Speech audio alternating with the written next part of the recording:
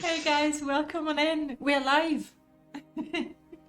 Merlord, you can say something in the Anyway, chat again. that that Yeah, that's why I think Murlord is a threat tomorrow in modding yeah, and I needs to be agree. I, stopped. I agree. I agree. Mm, But, you know, let's yeah. start the stream Lock him now. up. Okay, everybody, welcome on in. Lovely to see you. I've seen Denina, I've seen Merlord, I have seen Leo as well. Welcome on in, guys. Oh, maybe I should show us. There we go. We're here. I'm here. You're here. Good. I didn't turn my lights on. Give me a second. I don't want the screen to be ugly. Oh yeah, yeah. Oh, I can see you. Oh, wow. And there was light. I was not ready for this. Oh. Exactly. Wolli, welcome on in. Hello, hello. Thank you for having me. My pleasure. I'll tell you the truth, guys. We've been talking for a little bit. That's why you know 3 hours the already, timer guys. was off, and we were still laughing and talking. And I was like, oh come on, we have to start. And I had to refresh the bot 3 times so that Merlord could get his intro. That True guy. story. Ugh. All right, True story. true story. Wolli, tell us about you and what it Me? is you do. What do I do? Who am I? Where do I come from? I am a little guy in New Zealand who's modded Morrowind since he was about 15 years old, and I'm 26 now, so that's the majority even of my life.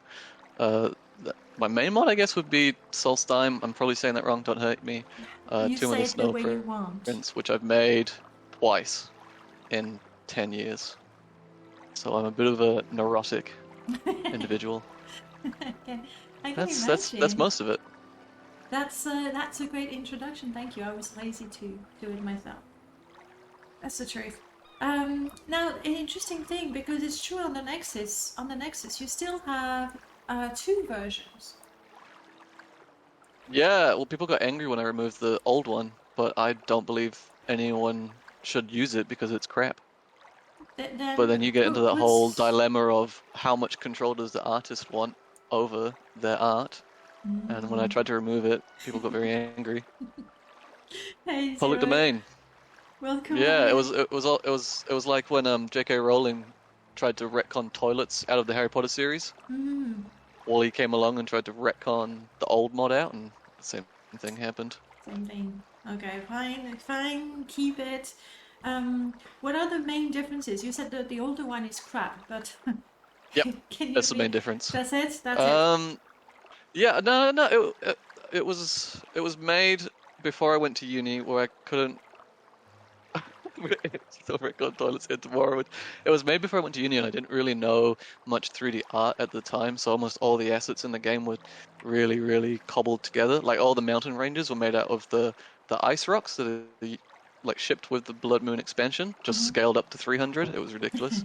And there was about 3 times as many statics in every single cell because at that time it was very popular to pollute your levels with rocks to make your Morrowind look more like Skyrim or Oblivion.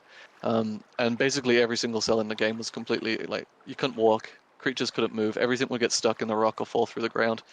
It was just I don't know why people use it. I don't understand it. Should have been deleted. Nexus staff should have deleted it. One guess that I have is the older one didn't have the anthology. Like the island was moved. Yeah, yeah, I didn't know how to. I had no idea how to do that. In fact, I still don't know how to. It was Atronis, the leader of Tamriel Rebuilt, that ended up moving it to where it is now. And for a while there, I was managing like 2 different versions of the mod, one where it was moved and one where it wasn't. Nightmare. And then I said, no, that's ridiculous, and I stopped doing it, and people got very angry with me again. People have rights. Yeah, And you seem people to have forget rights to that. pick where their Solstheim is. They have right to use your stuff the way they want. Yeah, I should become one of those secretive modders that never releases anything and just hoards it like a dragon. That'd be way cooler. You know, I'll be okay because I have your beta version, so I'm ahead of Yeah, people true, for a little true. while. So I'm okay with it. Yeah, I'm okay with it. maybe the Vardenfell ecology mod I keep top secret. Do that. But keep sending me the files. Okay. Yeah. Just so you can then broadcast them and then wind everyone up and tease them with them. But that's. And then I gain my exactly power that it. way. That's exactly what happens. Like I've been talking about Ashfall for years, and saying, well, it's Ashfall, la la la. And first people didn't know. Say, oh really? Yeah, go to that obscure channel on Discord. I don't and think you'll I've heard of that find- one. Ashfall. That doesn't sound familiar. Don't worry about it. But Must be a pretty unknown mod. It's true. Like you just leak the mod to a few people and they'll promote it for you. Just do like Apple. Yeah. That's the way it is. Yeah, reach out to influencers, Morrowind mod influencers. Yeah, I'm not sure there's a market there, but I'm happy to do it because it means I can play. We actually at Tamriel Rebuilt, I don't know if I can say much of this, but I guess I can. At Tamriel Rebuilt, we actually have like what would you call them, like packets for magazines, newspapers, journal things that we can give them to, like, I don't know, like the basic graphics and basic facts and stuff, so the Polygon can write quick articles about Tamriel Rebuilt, which I thought was real strange for a little mod. But we actually have to manage one of them. Yeah, no, that's Otherwise, they post pictures of what's it called, More Oblivion. Hey, which is an interesting project in itself. But it's not Morrowind. You can't fool anyone. It's not Morrowind, and I still see the potato heads. Skywind is still not Morrowind. It's great, but I was going to say I've actually not used the older version of your mod. I haven't used it until the newer one, and even then I postponed it because of the anthology thing, because it meant that quite a few of my mods needed to be patched. And I was lazy. So. Oh wait, you hadn't used the new one before? You'd only used the old one? I did both actually. I didn't use the old one. Yeah. And then with the new one, I didn't want Solstheim moved because I would have to change a lot of my mods and patch them and everything. Yeah. But yeah, there was a lot of. As soon as I released it, there was a lot of mods that I bought had spent years making compatible, and then as soon as I released this version, were all incompatible again. But Random Pal, who's amazing, and Revenor have released like 100 patches since then to try and make up. And I guess Abot has taken a break from patching my mods. Poor guy. Abot did a massive thing. He did a massive thing with it. Well, he kept it, because I was at uni and I wasn't modding actively at all. I was working on this like on my computer that wasn't even connected to the Wi-Fi, and Abot just carried on looking after it for years, like 5 years. Yeah. Which was cool. But we're here now. We're here now. It never asked to be paid anyway, so far. Yep. I should probably contact a lawyer about that one. You might have to. You might have to. Yeah. We're here now. Who knows? We are finally on the boat. We made it. Yeah. Not the Seidenine boat. Full boat. It's full boat. Yes. I'm gonna do that. Because I created a character, a tourist, and maybe I'm gonna give myself some minimal gear. Yeah. Nice. Cheating. Hoggle God mode. That's done. But even in God mod, what am I looking for? Cheat menu. Even in God mod, you know, if you're still level 1 and punching with your fists, you're not gonna go very, very far. Let's go and get us some glass. Do you have Mart's Blood Moon Rebalance mod? No. I went with the with the really that's a good one. We'll have a cuirass, and that will be fine. This is so tiny. Where are all my mods? Oh, Merlord, since you're here and loud, we really start to need a search field there, because for people that have some nearly 300 Lua mods, it's really difficult to find a menu. That's all I'm Merlord, saying. stop slacking. Yeah. Yes. Okay. All right. Wolli, tell us what do we want to see? The Rocky Mountains. Oh god. Let's go see the fort because we're already here. That lighthouse there. If you go inside it, there's a really pretty painting. Ooh. So like a big thing for this version of Tomb of the Snow Prince was that it used the Tamriel Rebuilt data, which I'm also sort of in charge of over at Tamriel Rebuilt. So all the assets are shared in that single repository, which meant at the same time that we got to use a lot of stuff that was made for the TR and PT mods, which included this pretty awesome map. That is. Which I really like, and most people never even notice. Well, now they I don't do, know if because it's really that's used where anywhere. we're staying. That's it. But let me That's see. a massive money shot. It feels a little crushed. Yeah, it could come forwards a little bit, but Atronus, oh, one of those names. Atronus made this interior, so I haven't touched it since then. That was his little baby, his little project. Good question. Thank you for bringing that up. How did it start? The tower looks a little suggestive. Hang on, I'm reading Prof. The tower looks a little suggestive. What do you mean, A little Prof? suggestive? What is it suggesting exactly? Yeah, what is he talking about? I don't know. Suggestive? Like it's recommending something? I don't understand. He will tell us. He will tell us for sure. My towers are not phallic, alright? Well, that's what it is. Alright, Professor? That's what it is. I'm gonna have to go out and check. Whoa, How dare you? Too close. Go ahead, stranger. What was the question? Sorry, someone asked a question. I was about to, and then I was distracted by the comment. Oh, yeah. Yeah, you say, baby project. Why did you get started? And what was the first thing that you did? The first mod I ever made was a really awful treehouse. It's still on the internet somewhere. A really awful treehouse using a grazeland tree right outside Sadanin, and the entire thing was like an interior in the exterior, like your little mod in Pelagos Estate. So you could like climb up the docking ladders into the tree, and then there was a house made out of planks in the tree. And I was really excited about it, and I wrote a README that was about 4 pages long when I was 12. And then I posted it on the Bethesda forums, and everyone tore me apart for my really awkward README. No. It was a good time. Yeah, I need to find it. I remember like I had a lot of like boxes in the interior that anyone could use, and they all had specific names telling you what to use them for. And one of them was a jewelry box, and I couldn't spell jewelry, and it was just like the messiest mod ever, full of GMTs.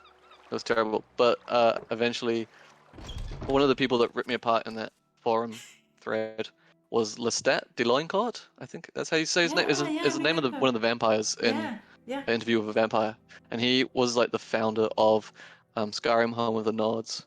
And he was like, "Well, if you want to make cool things, you can come work on my mod." So I went and joined Skyrim Home of the Nods, and I was like 13.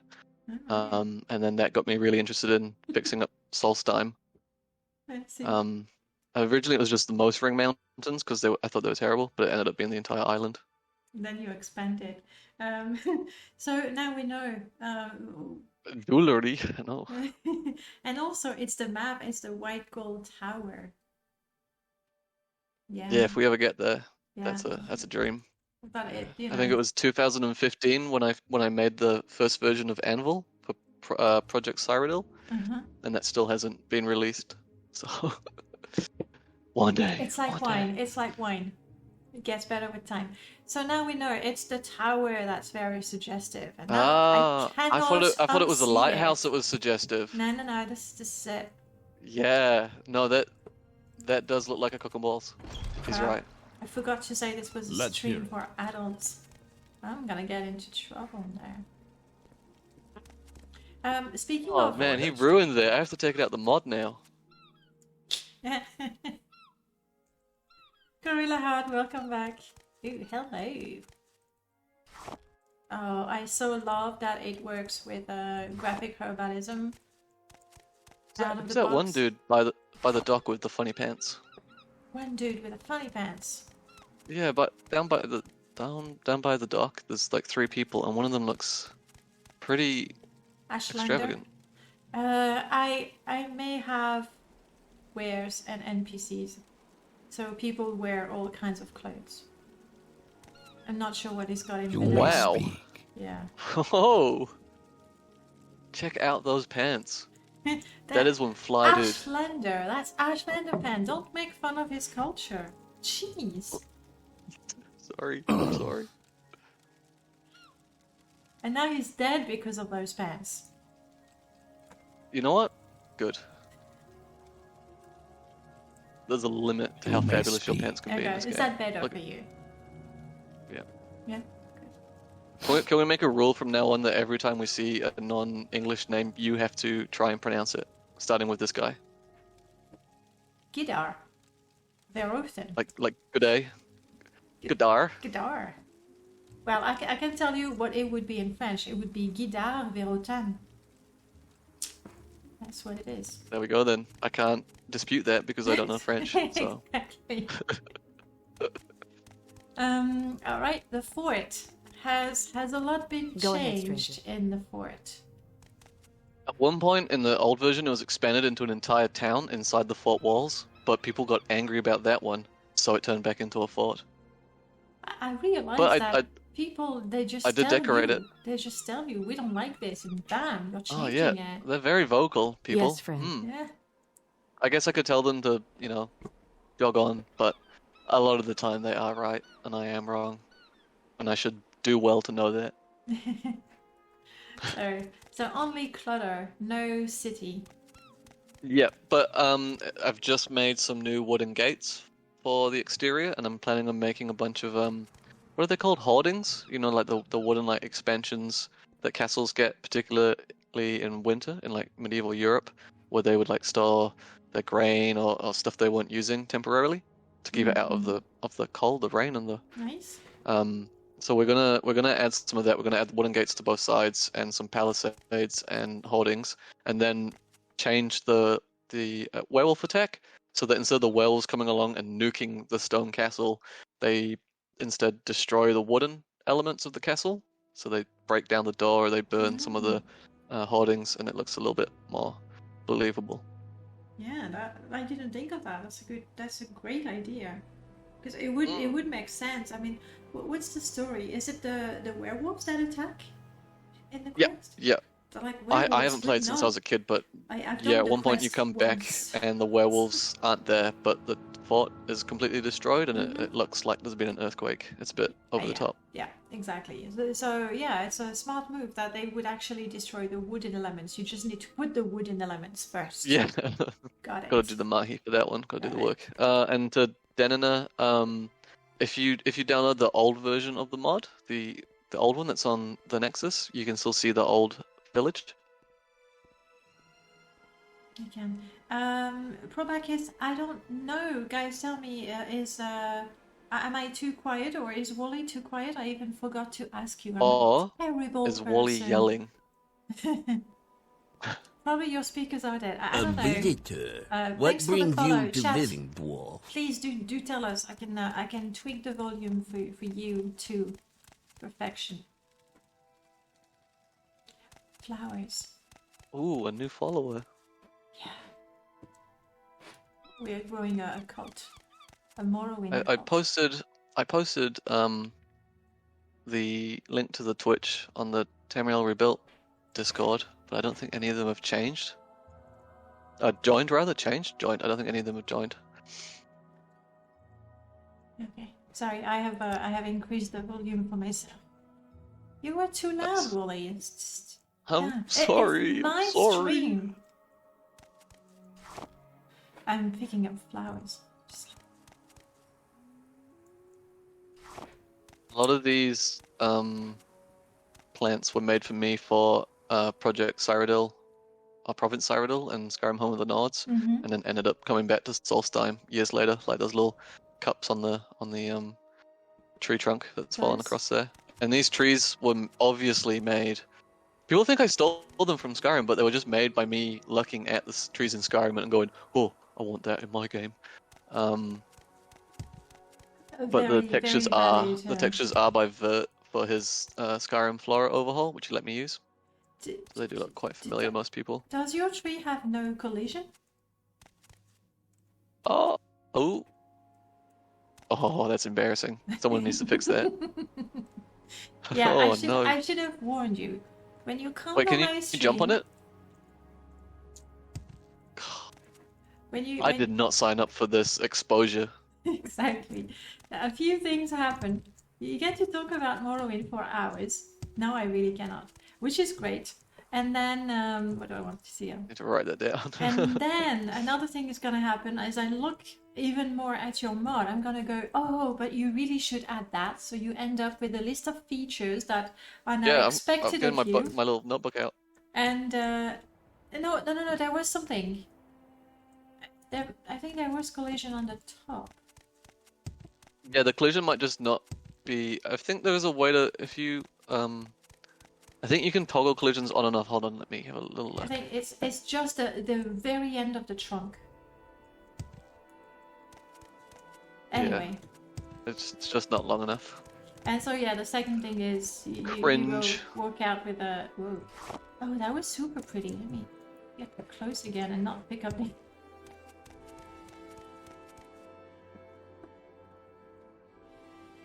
Very pretty texture. Yeah, I think that's also stolen from, well, not stolen, donated by Vert from his Skyrim mods. Oh yeah, if you type in TCB into the console, it'll show you where the collisions are. Yeah. Which is a handy little tool. So it ends. TCB? Yeah. So that part has no. Yeah. Disgraceful work. I can't believe this mod is released into the public. Just wait until people realize and they'll complain and. Yep. You'll never hear the end of it. Death threats. Out here in the wild. I don't know about that. Exposing both on stream. That's what I do. But that's the worst thing. That's pretty good. Oh, thanks, Dana. It's not the worst thing. Request and expose bugs. Not expose bugs, just stumble or fall through them Wolli in unmasked. that case. What about the interior? Ooh, not touched. It's going to be the same. Yeah. All of it. Yep. Okay. For the most part, we don't touch any interiors except to fix the doors or any little like bugs that needed fixing outside of patch for purists. Like I think there's one interior that there's an NPC that has no shoes, and we give that NPC shoes, and that's it. Wolli, please let me overhaul Fort Frostmoth. Hell yeah! Tanny, you want to do some more Imperial overhauls? What? That's the person that just did the Firewatch overhaul and the Helnim overhaul. Well then. So he's currently the de facto Imperial overhaul official. Good. Sold. But at the moment over at Raven Rock, Atronis is overhauling all the interiors there, which is good because that desperately needs it. The whole town needs it. I was gonna say, Tani, just don't make it a town. People will complain. Yep. Be very angry. History has shown us. Okay. Yep. Well, looking forward to that. Yeah, that'll be good. Can you see the birds in the background? Yes. Seagulls? My pride and joy. Yeah. There's seagulls, eagles, and ravens, and they all use the same mesh and different textures. Cheap. So if you get too close to them, they look ridiculous. That's exactly what I'm going to do. No. I have to take a better look at them. Merlord, if you're Nothing not too bad, but like they all have huge seagull feet. I didn't use the seagulls. Squawk. I hope they have sound effects, or I'm gonna have to do them for you. No, there is, and I could hear them. I could hear them, but go for it. I did say that you would be our guide, but I didn't know we would have the sound effects as well. Yeah, well, in a lot of those David Attenborough documentaries, not only does he do the narration, but the sound team has to add the sounds because most of the cameras don't have microphones. Nice. So I always like to imagine that there's someone making those sounds with their voice, and that there's a job opening, and I can apply for it. Good. Make this, it's practice. It's practice round. And now we have a lovely view of the fort.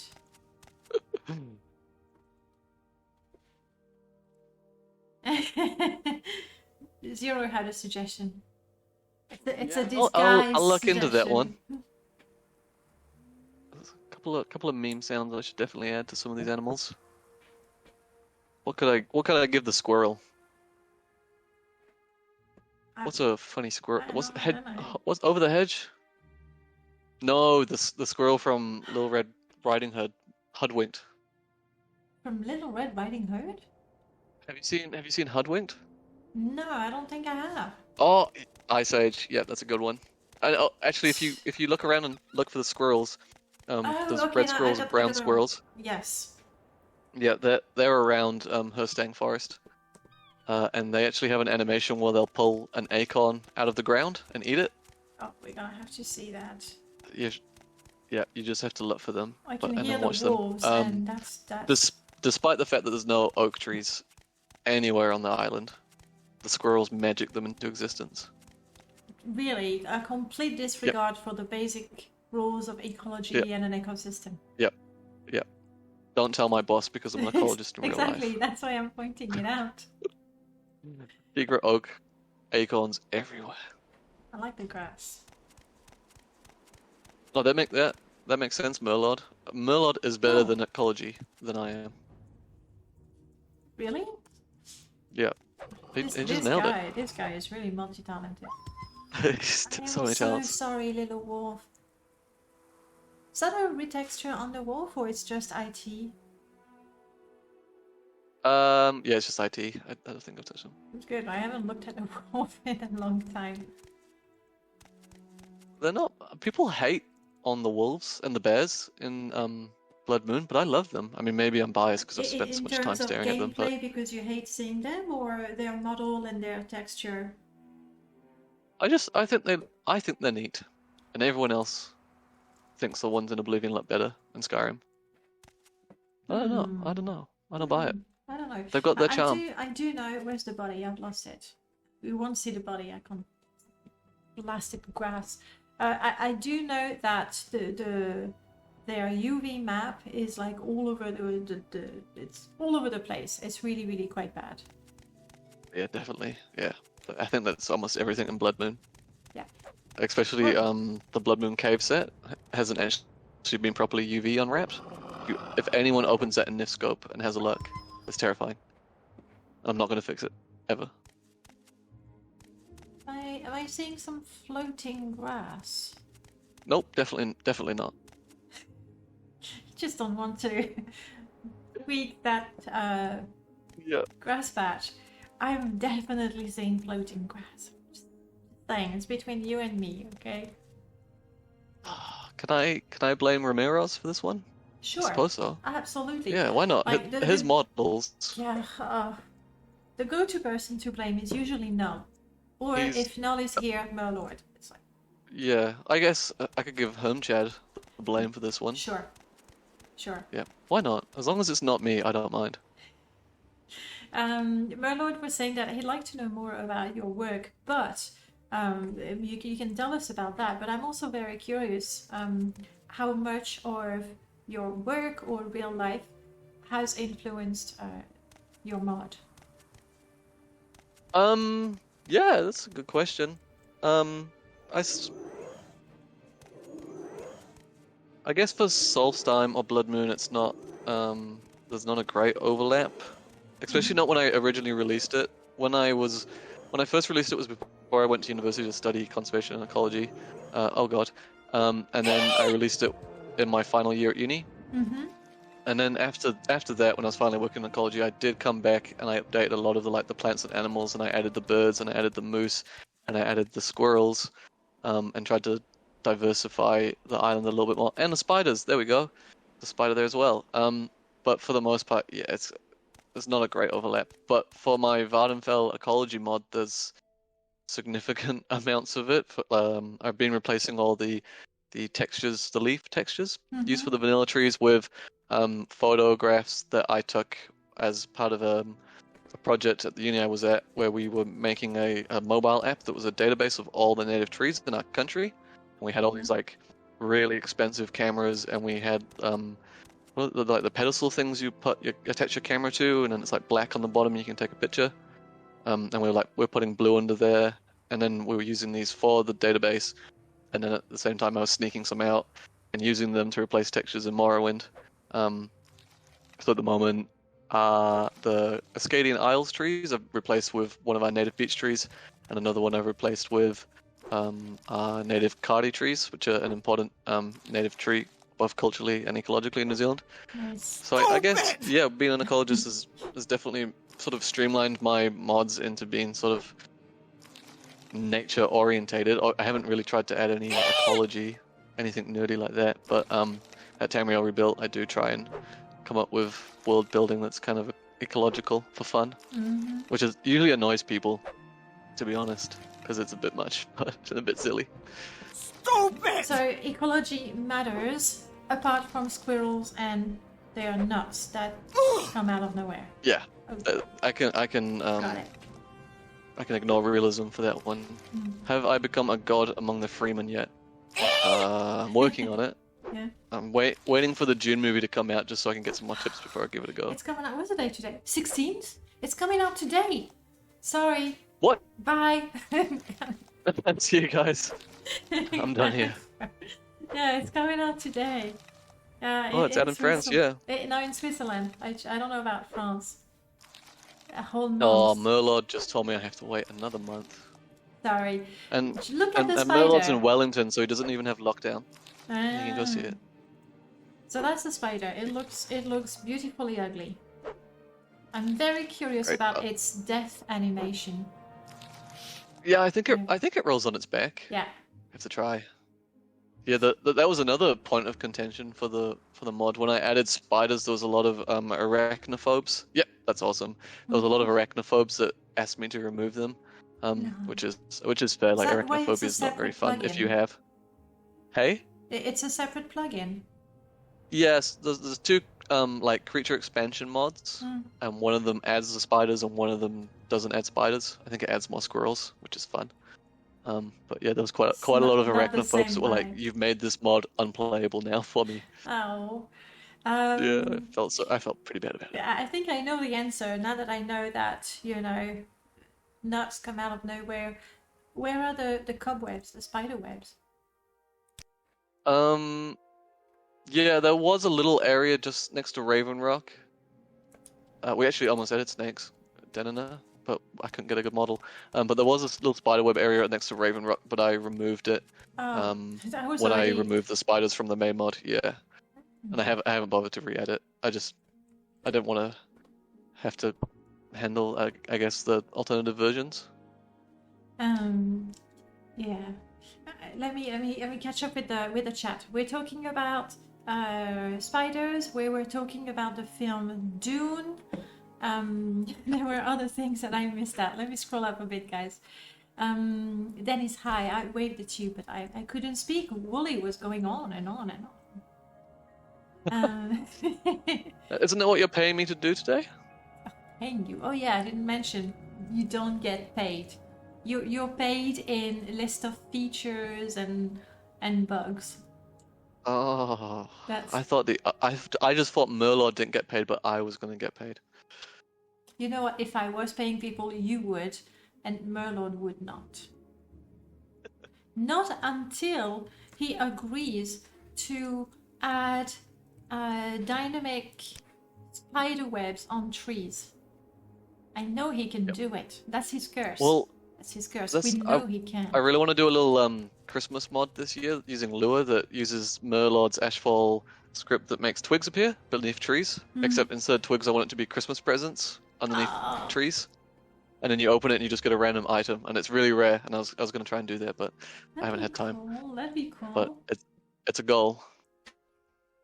Well, until then. Oh, there we go. Spiderweb would work too. Open it and you get a twig. Yeah, that could be a feature. Why not? That's great. We've added coal to the mod, so we need coal. Zero Fox has volunteered to do textures, so I'm writing that down. Zero Fox has agreed. Take names, okay? This take name. This is going on my bug list. Do Xmas textures. There we go. Boom. Oh. Not only has he agreed, or she, I'm not sure, but or neither, has agreed to do Xmas textures, but would love to. He. Sorry about that. Okay. Okay, I've written that down, and I will be in touch. Nice. I'm piling up bodies. All right. Shall we try to move towards Raven Rock? It's that way, right? Heck yeah. I think if you keep going around this little peninsula here. Now, do I want to follow the coast, or do I want to go inland? What? Yeah. No, you can't go inland. It's a big mountain right here. Coast it is. Yeah, it's all big mountains. That was one of the main problems with the last mod, is that it just controlled where the players could walk. It was like basically interior dungeons in an exterior, and there wasn't much room to walk. Made the island feel very, very small. Mm-hmm.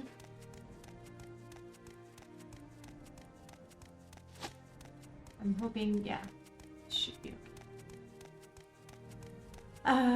So you've told us about the addition to the fort with the wooden parts that would eventually get destroyed. Are there other features that you're considering or that are on your to-do list?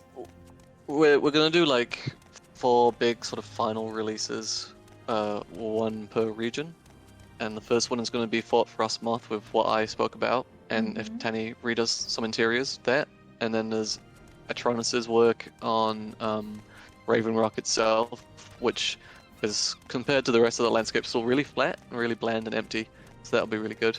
And then after that we'll do the other regions, and the only one really that has much planning is the Most Ring regions, which we're gonna remove the terrible. We've been expecting you. Terrible blue mountains and replace them with some rock-colored mountains and give the area a proper glacier.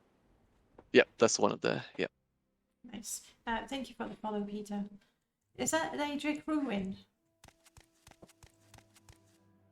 It's a barrow. It's a barrow. Yeah, of course. Yeah. Sorry. Yeah, those were modeled by Warses, over the leader of Skyrim Home of the Nods. He made them in 2012 before Skyrim had actually come out. Nice. So we actually had these assets a couple of months for the mod before anyone played Skyrim. That's right. If you want to be the first ones to know what's up, play Morrowind. Yep, we were ahead of the curve. We were the cool kids back then. I got scared. These are antlers. I thought, was it a ghost or something? No, it's a moose. A moose. There's female mooses now as well now. Actually, do female moose in the wild have like antlers the way female cows often do? Either way, there's moose with and without antlers now. No, this one is hugging the tree real hard, scratching their head. Yeah. Wow. I love these guys. They're my favorite. Look really good. Yeah, the texture, the model is from like an old princess something, Lady E. I can't remember. One of the old like creature models from. Lady E would be the one for the creatures. Princess Stompers. Yeah. Doing more. Yeah, it was interiors. her. Then she did the model, and then I just fixed it up and animated it, and then the antlers come from Skyrim Home of the Nods, which would be used as mist items, just decorations, and then the texture comes from a creature modder for Skyrim. So it's like 3 different artists' work that I blended into one and then took credit for. Nice. I mean credited them for. Thank you. But yeah, no, that's interesting to see or to hear in that case, and see the result of how something was made. Yeah, I think that's always fun, taking older Morrowind art and then sort of bringing it forwards. It's kind of like a fun little acknowledgement to all the older Morrowind modders when Morrowind was first out, and all the work they did to keep it kind of alive and people using it. And yeah, Skinwalkers would be really cool. I agree. It sounds like a Lua script, but Doesn't it?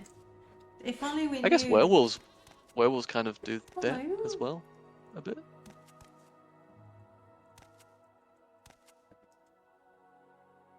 You lost. The realism is crazy. It is true that goats, they can be on. I mean, it's more like what are they? Crap! I have the French word chamois, but I can't think of the English. But anyway, like What's the meaning? mountain goats, and you know they can be on very very steep mountains Oh, like that. vertical, yeah. Mm-hmm. I wonder if we could edit them to be like that. It's a good spot you found them in. Yeah, Showing off. that makes perfect sense. I was really trying to go for the bridge, but now I've lost it. We'll make our own path. Yeah, my level 1 character. Maybe I should go ahead and cheat and give myself a good 100 acrobatics. Let's do that. Cheat menu. It's not cheat menu. The mod has been misnamed. It's testing menu. Distance menu. Assistance menu. Like it's so many other names. Yeah. Let's say that I am really acrobatic now, and also not slow. Oh, whoa, okay, good. So where was that bridge? Did I actually cross it? Yes, I did. Okay. Yeah, you made it. You know, Oh, look at those god rays. At the moment, a huge thing I'm looking forward to is Open Morrowind's animated leaves. So they're currently like implementing the way grass works in their game engine, as well as leaves, using like some inbuilt, not shaders, but like an inbuilt system that like collects all the leaves together and then animates them so that wind can affect them, like a tapestry. Nice. Which will be great, because at the moment I think the game looks really dead without trees moving in the wind. As soon as I go from like Morrowind to The Witcher 3, the difference kind of hurts. There was a really old mod that would make the trees sways, and essentially what it did, it replaced every tree with an activator and gave it a swaying script. Oh my god. That exists. No, don't do that. Well, but that's a really really old mod, and at the time it was a brave attempt at you know, realism. Oh no, I think some of the very first like grass mods were a bit like that, and there was Vality's old speed trees. Don't go. I like them. I still use Really? them. I still use them. Like, Oh no. I mean, oh no. okay. I have. I think they're creepy. I think they're like the Mona Lisa when you like walk past the Mona Lisa and it carries on staring at you. Yes. It's like that, but all the leaves are staring at you. And you can't get away. Yeah, They're always I can watching. see that. I can see that. But what I really, really liked about, especially the Bitter Coast one, is how heavy it all felt, and it was quite intimidating. And you would walk and like I felt so little. I would look up and I see nothing but trees. And I like that. It's something we have now with Melchior's mod, grass trees, but that hurts my FPS. Have you tried Yeah. Oh yeah. Have you tried the Ascadian Isle trees I uploaded to GitHub? Probably. I have installed everything on this one, so there should be the Ascadian trees as well. Oh, nice. Oh, hello. By the way, Denina is requesting. She's really polite, but really, you have to add baby goats. No, that's a great idea. Baby goats. Although I feel like once you add baby goats, you have to add baby elk. You said it. Baby squirrels. And that's not a bad thing, but that is a lot of work.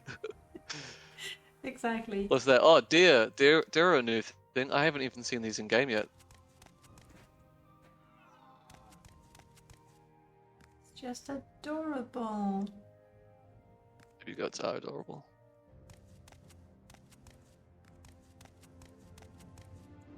I got a feeling. Yeah, that was made I think only this year by Warsess, the deer, and I just had to do an update to Solstheim to bring it up to the new Tamriel data version 8. So I haven't really seen them used, but man, they're good.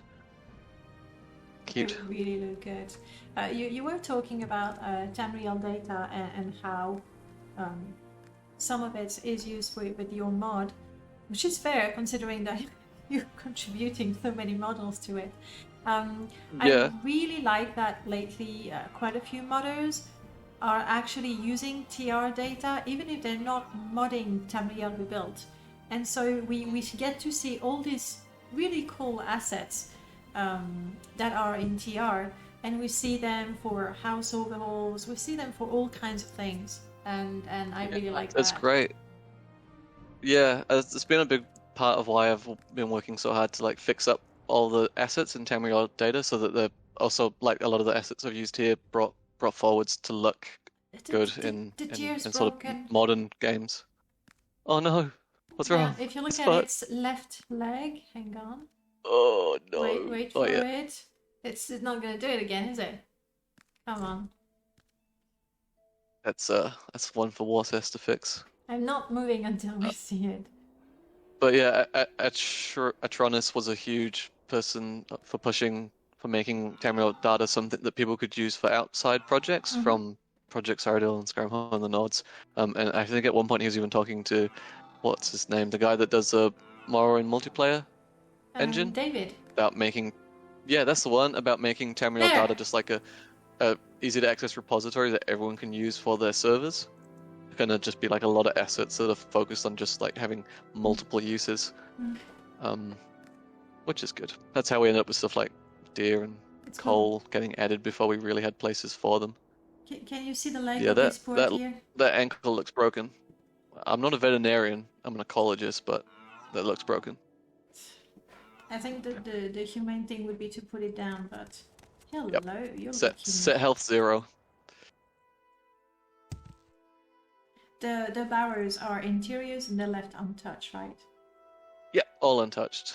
Which is a bit janky, I think, because the exteriors look so much more grand, and then you go inside and it looks completely different. Yeah, but maybe we'll fix it one day. It highlights the poor design of the interiors. Yeah, they just use the like default rock texture, which I think is a bit silly. But no, I don't know. I don't want to touch it.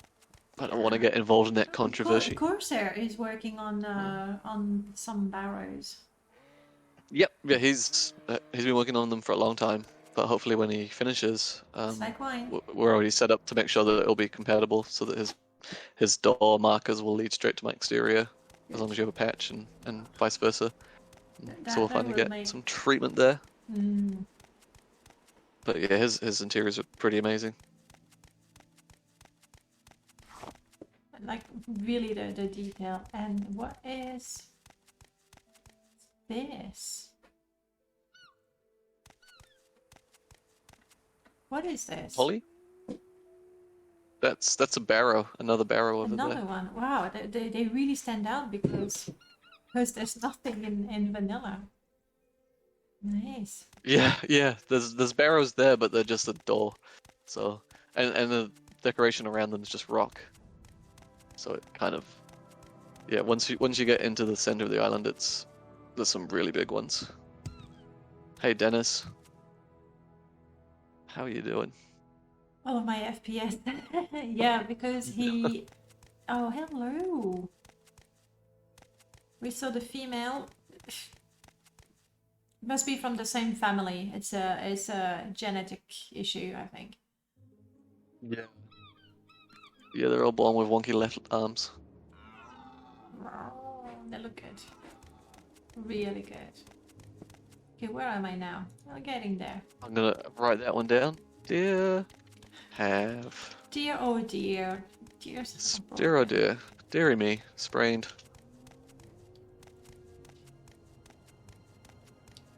The Raven Rock plot. It was just behind you that there used to be like a spider colony.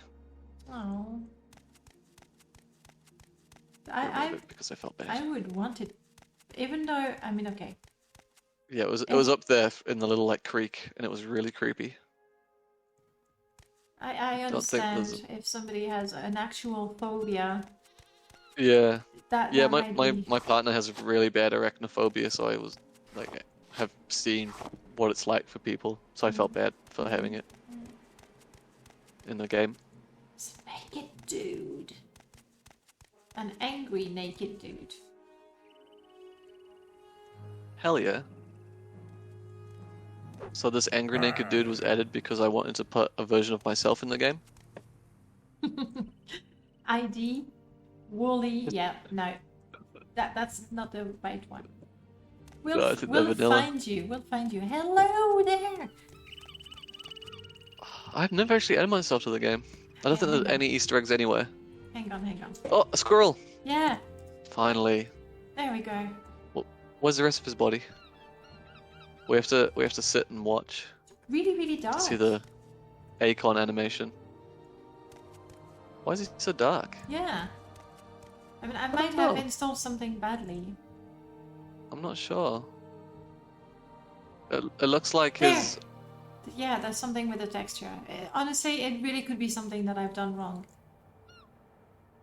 Because I saw the acorn, but the acorn was... That's strange, yeah. I think he just ate an Acon then. This is goth squirrel.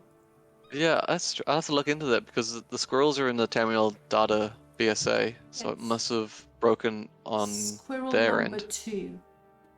If that helps. There is a brown squirrel somewhere as well. We'll keep looking. Goth squirrel. He's going through a phase, alright? This is who he is now. Just have to accept it. It's just a phase, or maybe not. Phase. Maybe not. Like, I think that's He's what the squirrel version his, of Peter Parker in the third Spider-Man movie. There you go. His parents He's gonna are put some hoping, dirt in your eye. hoping it's a phase, but we never know. Yeah, I'm sure there's some like 50-year-old goth kids out there somewhere still. Keeping it Yeah. real. I mean, I respect that. We have torches here. Why? Is there a They mark boat? they there? mark where the Raven Rock docks eventually appear. But Raven Rocks, it's flat. And now I see rocks everywhere. Yeah, it's a sneaky maneuver, but it ends up there. So that part there is the walkway up. Hang on, am I on the path? I start from here. I go this way. There you see And then another up into torch. here is- See, there's 2 sets. Yeah, for some reason in the vanilla game the torches... Oh, I know why. The torches are always there because you can catch the boat from Fort Frostmoth to Raven Rock when you start the game because there's no way to script travel options other than having a second NPC, which they didn't do for some reason. So the torches are just there by default to show you where you like land. It's kind of weird. I don't know. Maybe we could fix it. Let's see. Okay, now I recognize a little better because I was really shocked with this rocks right Some here. dirt in your eye. Petition to Wolli saying I'm gonna put some dirt in your eye to the list of male Imperial attack lines. I want that so bad. Mm-hmm. That's amazing. And Can we put it in the next trailer for ITO? the water shader is now available on the Nexus. It used to be available on the Discord for the longest time. Look for one of the latest water shaders. Untitled published 2 of them. One is the Pixel Vanilla. Don't take that one unless you want a vanilla look. Take the other one. And I've installed the blue-green version, so it's quite subtle. Is that the water breaking as it hits the tide? Oh man, look at that. Who did that? Is that Vestek? Runchdown. Though I think it's a collaboration between people. There was a very old. Okay, now I need to check. Up, switching to my desktop.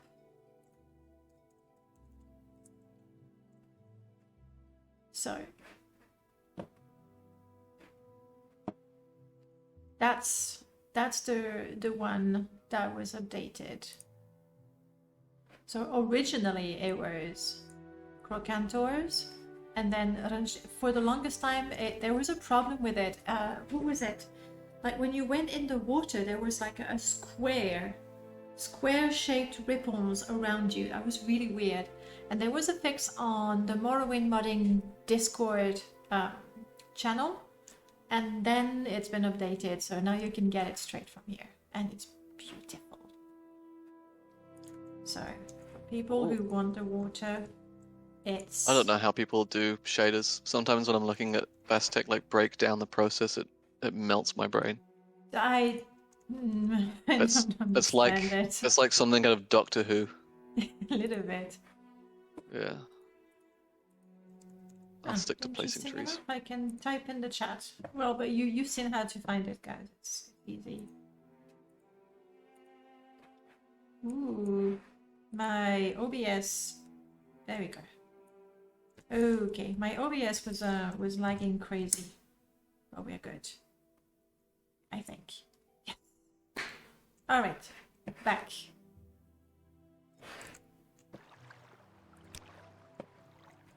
The exterior of Raven Rock is not changed at all. I'm guessing that would be quite an endeavor. It's just been raised. There's some graphical changes, but that's about it. But to enable it, let me see, because we can just create it with a script. I just have to remember how. It's Hopefully not someone in the just a chat says journal it. update, is it? Hey, what's that? Sorry. It's not just a journal update. I think it is a journal update. Let me see.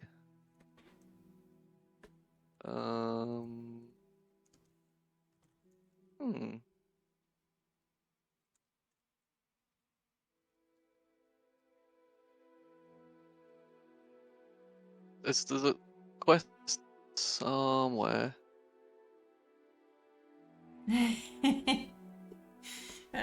While you're thinking about it, I'm catching up with the chat.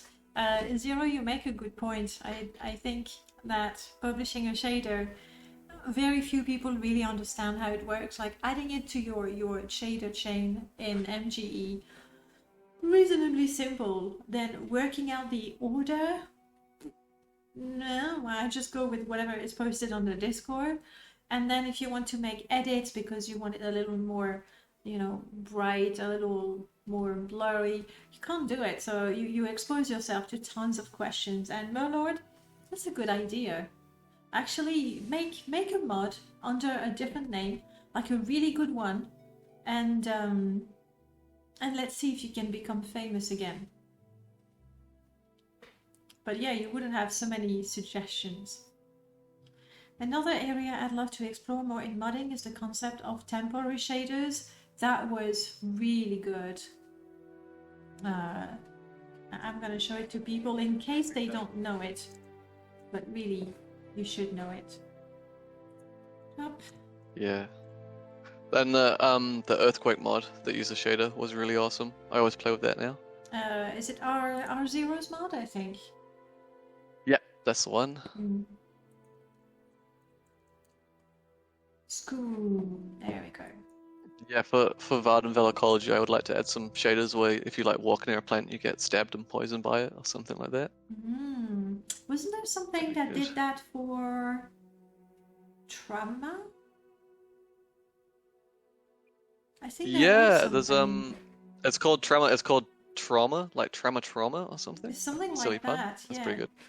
So for anyone who doesn't know the mod, if your character, not you, if your character injures a little bit of skooma, you want that mod, and then when your character is under the influence of skooma, well, the world is like you've never seen it before. You know, I've seen the real world like that before. Trauma gives me nothing. Traumatic experience. That's the one. Trauma hurts. That's such a good name. It is a really good name. I haven't installed it. I think I was mostly worried about FPS. But yeah, it would be anything, thank you, Prof, anything that makes the world more dynamic, like more alive, whether you're here or not, is really, really good. Yeah, like little juicy game development things. They're always good. So Does anyone in the chat know the console command to make Raven Rock appear? Because I can't find it online. I'm sure it used to just be somewhere on Google search, like the first result, but I can't counting on find you, it. chat. We're counting on you. I'm sure it's something like, it was something silly like set Raven Rock equals 100. Huh. Well, I should have read Oh, that better. here we go. Type set colony state to 35. Of Thank course, you. it's Tanny that knows that one. Back to the game. Tanny, you win 1 Imperial Gate asset as your reward. Woohoo! Any wall of your choice. Colony state. 235. Bloody numbers. I'm in numbers.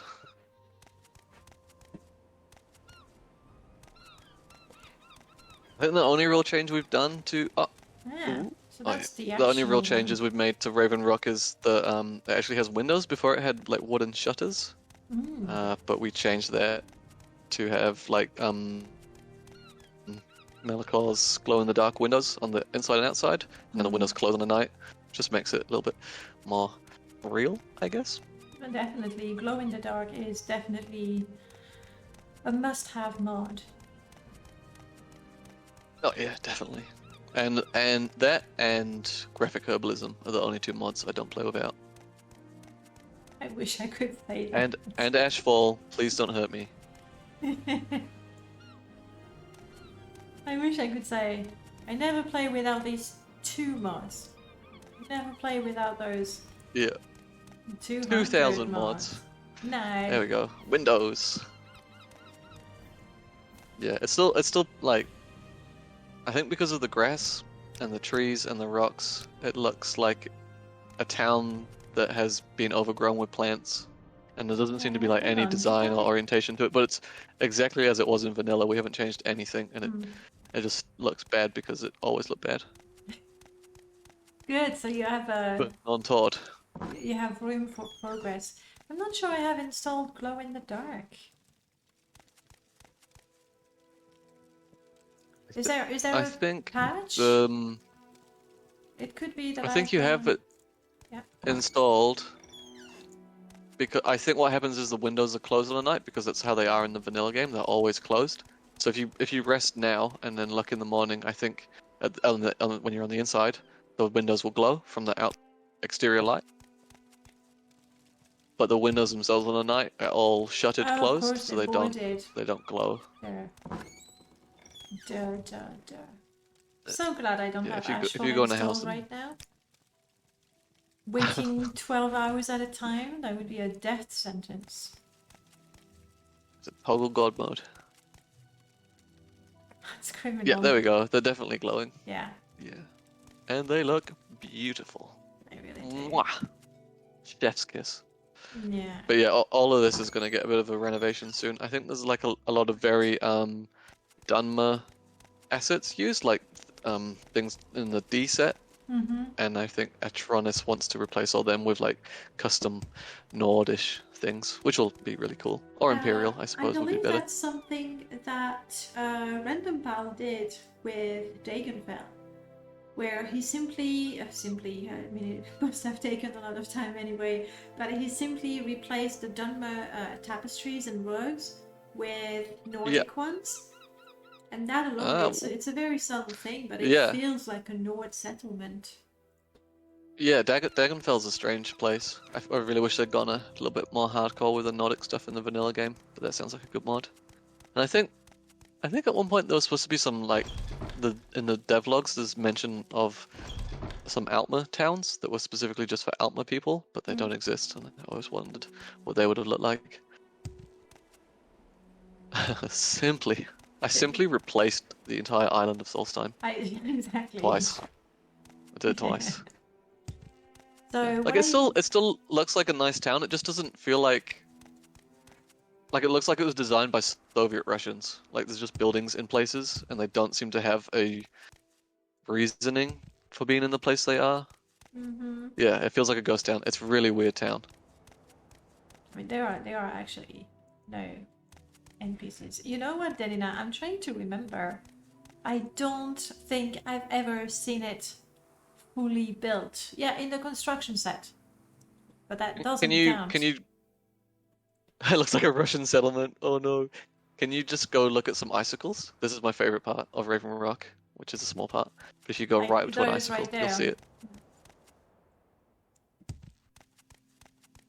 This building is here because I built here. Sure. I'm not going to do the accent. Yeah. I'm not doing it. I can't do a Russian accent. Every time I do an accent, it sounds like another type of accent. Yep, 3D icicles. I think Remy made them, and I added them to it, and man, I love them. It looks like a Christmas mod, looking at those icicles. Whew. It's the El little dente. things. El dente. Yeah, they really look like teeth. So. Okay. So eventually interiors would get their own overhaul. It's way down on the list, but I think the entirety of the Raven Rock town, including its interiors and Fort Frostmoth at the same time, will be getting a big overhaul as a final Hustang Forest update. Mm-hmm. And that'll be the first one we do. Which will be exciting.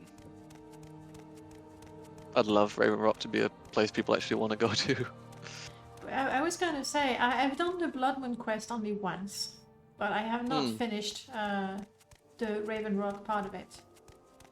I became an outcast werewolf before that could happen. This is really pretty. This is Brodeer. I'm going to butcher every name now. Brodeer Grove. Which, actually, we've missed a little spot we should go to. If you go to your right and walk down that pathway, turn right more right. More right. Yep. And then down this way, there's a little lake pool thing just down here. Yep. No, 180. Do 180 degrees. Turn all the way around. There might be a I think your video's slow on my screen. Exactly. I'm gonna wait a few seconds to make sure that we're all caught up. Yeah. Yeah. Where I am now now, on my screen you turn around and if you go straight down there into that archway, there's a little lake underneath the mountain. Good spot for it. I think your screen's about 6 seconds behind for me. Maybe I need to refresh my screen. Yay! Found it. There we go. And there's fish in here that hopefully one day you'll be able to catch with Ashfall. And if you wait until nighttime, something pretty will happen. Oh no, it's happening right now. There's dragonflies already. Yeah. They should only appear at nighttime. Whoops! It's 10 in the morning. Yeah, close enough. That's when I wake up in the morning. So basically nighttime. Trying to see the fish. Yeah. I think there's trout in there. Because I'm an ecologist and only put freshwater fish in the lake. Obviously. And trees Obviously. with nuts for squirrels. Oh, someone noticed the floating log. Thank you. Thank you. Oh, there we go. Trout. So if anyone wants to make a fishing mod where you can catch that trout in the water, that'd be really cool. I missed the trout. It was next to the first floating log. Don't jump so bad. This one? Yeah, I see it. There it is. Actually, that's a good point, Merlord. I could add the rainbow trout from in Stardew Valley. How you can catch the rainbow trout in certain rare weather with a certain fishing rod. I think it's in the mountains. Yes, thank you for bringing that up. I know you've been playing quite a bit of Stardew Valley, or actually any other game. Have you been inspired by any other game, thinking, oh, I should do that in my Morrowind?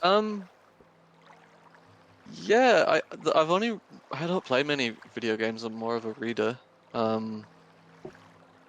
But I play a lot of Terraria, and I've now got 10 hours in Stardew Valley over the last week alone. And I play a lot of Witcher, and there's lots of little things that I always want to steal from them. I really like the sword oil mechanic in The Witcher, where you put certain oils on swords to kill certain monsters. And obviously, The Witcher has some really cool environmental ambience, where it's like trees that blow in the wind. So that's something I really want to steal. But I'd say Terraria, and Stardew Valley and Minecraft all have that really cool, like, what's it called? Like, juicy nature. Like, a juicy is a term where it's the environment that would otherwise be static as a way of interacting with you. Like, if you go up to something in a game and it looks like it explodes and your character touches it, it explodes. While in a game that doesn't have any juicy elements, nothing happens. And Stardew Valleys and Terraria, those types of games where, like, they both have a mechanic where worms suddenly appear on the ground, and if you hit the worm with a tool, you can get treasure from it. I think you can get the worms in Terraria and you can use them as bait for fishing, or in Stardew Valley you get like fossils where the worms are. So just like fun, very little like minute details that I think make games fun to explore and enjoy. So I'm always trying to like take little ideas from them and put them into Morrowind where I can. So that's kind of like what the floating logs and the trout and the dragonflies are here. So it really looks alive. Yeah, Which yeah. is what I you want it do. to feel like you're not just walking through an area in between quests or in between dungeons. You're like actually exploring something on your way to a dungeon, And you can easily which is get what I think all games should do. distracted Otherwise, by it's this. so boring. Now you know what I regret. I regret not having Asphalt installed, because this right here would be such a lovely place for camping. You get fresh water. I mean, it's dirty, but that's fine. I'm a god. Hey, there's How no can you pollution kill here. a This god? is glacial What a water. grand and intoxicating innocence. Hang I'm on. a god. Hang on. How can you kill a god? Shame on The you. things in No Stardew cascade. Valley are not worms. I'm a Oh, okay. I thought they were worms. Man, just ruin my game, Noel. You ruin everything. Especially not Morrowind. Welcome, Noel. Lovely to see you. Yeah, I was gonna say this would be a lovely spot for Ashfall. And then, ooh, Also, I just want to say, Mirlord said that's weird because rainbow trout are the most common kind of trout in New Zealand, which is true. Trout were introduced to New Zealand in the 1800s, and they're actually one of the only freshwater fish that have legal protection under the Conservation Act within New Zealand freshwater, but they're actually an invasive species that wipe out all of our native fish, and a huge conservation flaw in the law. So bloody there's a trout. fun fact about New Zealand ecology and why I hate trout in real life that no one found fun. No, that is interesting. That actually is interesting. Yeah, it's a little bit of I guess when you live in a country that's been colonized, you're going to have people that value the introduced species and protect them over the ones that already exist. It is. It is. Considering like any island, any place that's been isolated for the longest time, and then here we come, us people, and we come with our stuff, with our insects, with our trouts, and then we completely change everything. Yeah, well, when Darwin came here on the Beagle, he came for a visit, and he said of New Zealand that within 50 years of introducing animals from the English Isle, New Zealand would quickly transform into England. And a lot of people took it to heart, and we ended up with groups called acclimatization societies, You which are all finally over the world. arrived. And their main objective was to try and transform the territories back into England. So they introduced rabbits and stoats, and they tried to introduce foxes, which failed. There's a lot of invasive pests in New Zealand that appeared at that time. On purpose. On purpose, yeah. It's basically terraforming, but on a smaller scale. Yeah, I gave a lecture a while ago, and I was talking about this subject, and my first slide was Zod from the Superman movie. Yeah. If you've seen that, and Zod turns up and he tries to turn Earth into, what's it called? What's the planet? Superman's planet. I can't remember, and they use like a silly blue laser beam. And I use that as an example of the English Empire. That makes sense. Oh wow, we spent the whole day by the lake now. I mean, the pond. Yeah, it's that good. Can you blame us? I was gonna say, Merlord, this would be an ideal spot. We need to be able to craft little palisades and ladders, that sort of things. Just a few ideas out there. You thought you'd be safe. You're like, oh, it's another modder today. She's found another Kiwi to annoy with her request. Not a chance. Because yeah, I would definitely want to put something here so I can easily. A visitor. What brings you to Living Dwarf? Danny, thank you for the follow. So, and I've seen Gamer Poets. Welcome on in, guys. Sorry, Wolli, go for it. I think the only way out is the same way you came back in here.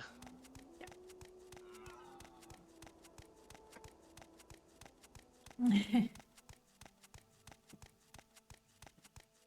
Lovely spot.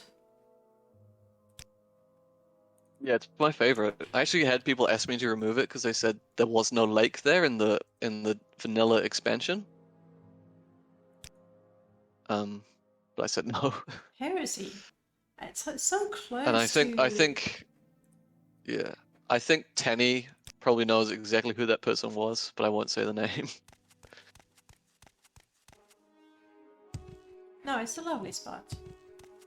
And like it's always difficult to find, like especially when you're overhauling, because you want to stay true to the original atmosphere. But when the original when the original atmosphere was not that much to begin with, if you stay true to it, you make it maybe a little less flat, a little more trees, and a couple more species. So I think Blood Moon was like a really rushed project as well. Like it was clearly made by a bunch of really talented, but maybe time pressured interns and young developers who were kind of given free reign, which is why there's so many like mechanical problems with the assets.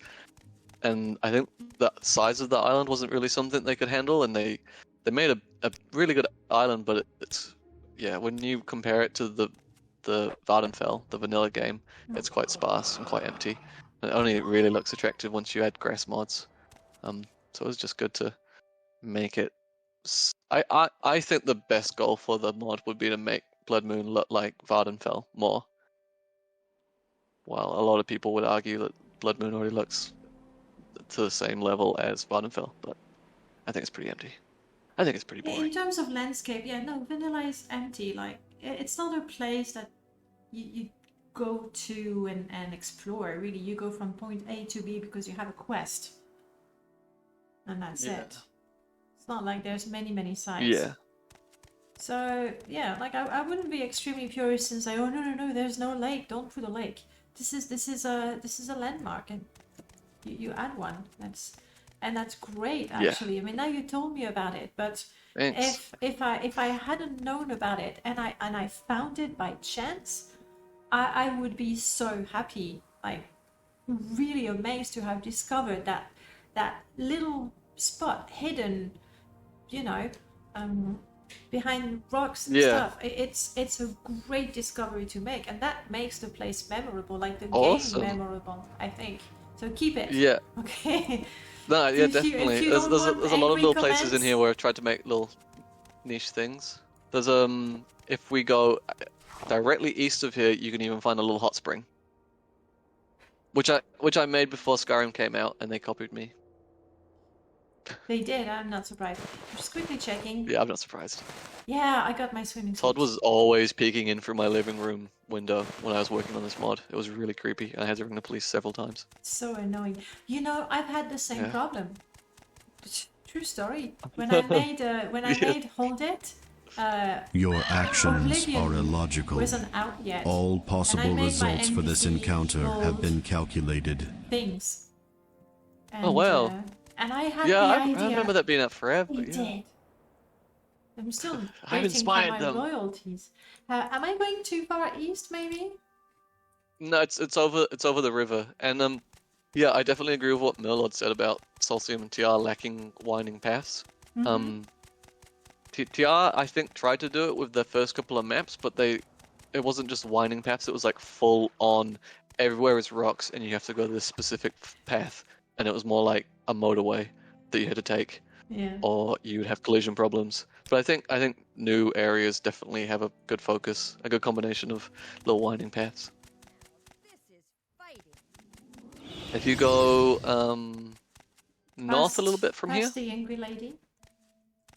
You will die yeah, where you past north of the stand. angry lady. What are they? Hag. Yeah. She was too pretty Is to that die are they like that. just called hag as an insult, or is that an actual like word for witches? No, a hag is a really old woman that might be a witch. Yeah, it's an actual word. Okay. As far as I It's know, an yeah. angry intern. Yeah, an angry intern who got broken up with by a ginger-haired lady. Hag. What are you in my game? It's a very pretty hag. Very pretty. You said a little north of here. Yeah, it's in the snow, and it's right next to that creepy Christmas guy. I crashed. Yeah. So it's if you go directly north from here, yeah. What happened? I crashed. Oh no! I bet it was that Ashfall mod you had installed. I didn't.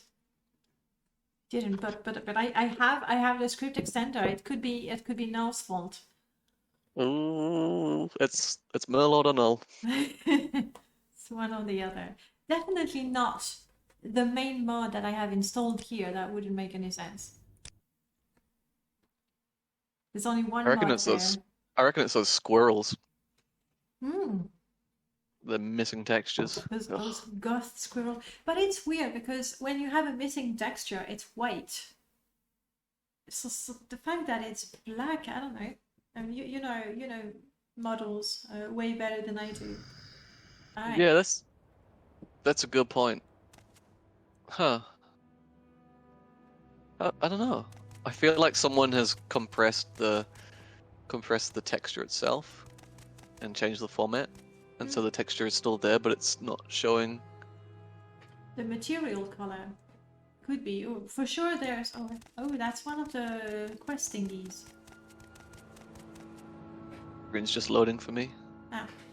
I'll stay put until Oh yeah, I know what Merlot means. I think the materials were fixed in the review as it entered data.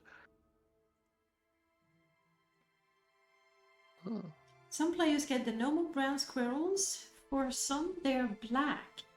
So it would be engine related? Maybe they're working on Open Morrowind or something, and they're not working on the vanilla engine. That's weird. Have to look into that. So this is where I am. Am I going the right way? Can we see the map? The map is up. Wow, we really do have a big delay, you and I. Still, the screen's still loading for me. I don't know if my internet is slow. Refresh your page, because I have not moved for a little while. Okay, Do I refreshing. have an outdated TR data version? I have not downloaded it in a bit. So there could be that. If you have Tamriel Data 8, you've got the right version.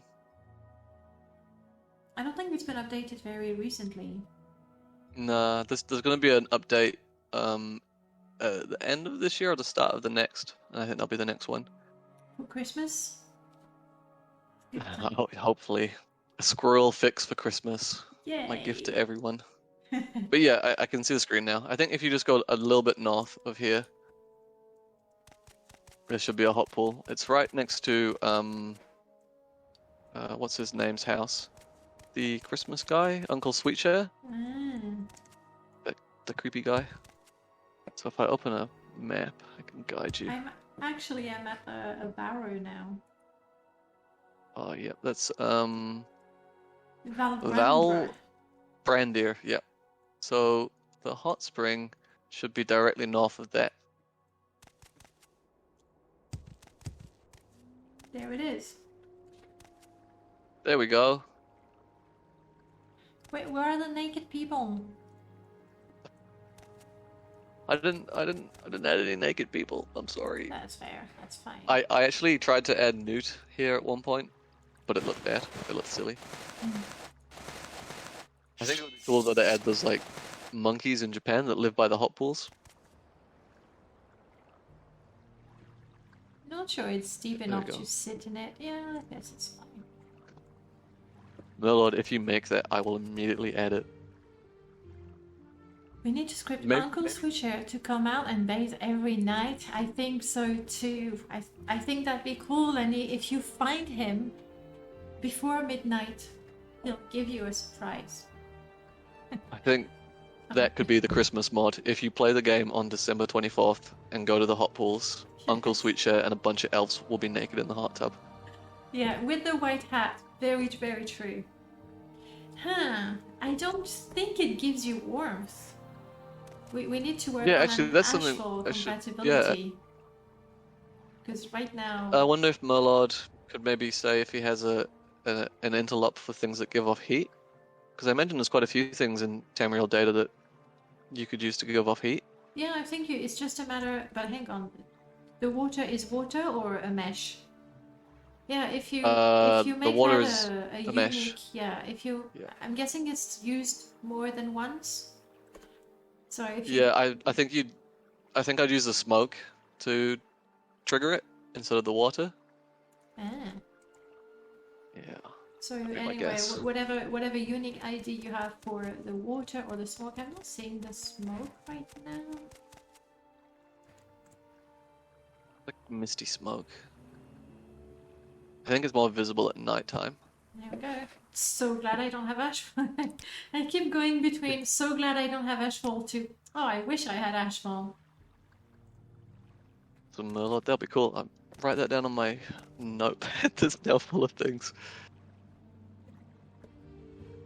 Yeah, now it's obvious. The goal of this is actually to recruit people to do things for you. Working so far. I'm not seeing this. Or are we secretly being recruited by Merlot to do things for Ashfall? I don't know. I'm gonna put my clothes on now. Good idea. Keep it a PJ stream. Yeah, I did check that my body replacer had underwear. And there's multiple ponds. There's this one. There's another one here for the... So I was going to say the children, or it could be adults that want a bit of privacy. I'm not sure. Or it could be the squirrels. The squirrel. Squirrel hot tub. A whole new kind of sexy stuff going on there. Yeah. Oh yeah. Or I could make it a time machine that teleports you back to the Red Year or the whatever, the Bell of Red Mountain. Oh. And then at one point, Almalexia can walk up to the hot pools and go, must be some kind of hot tub time machine. And then credits roll. Put it on your list.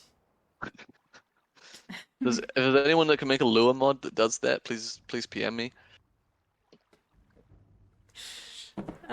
Yeah. Pikachu. Let me know how many people volunteer. I'd be quite curious.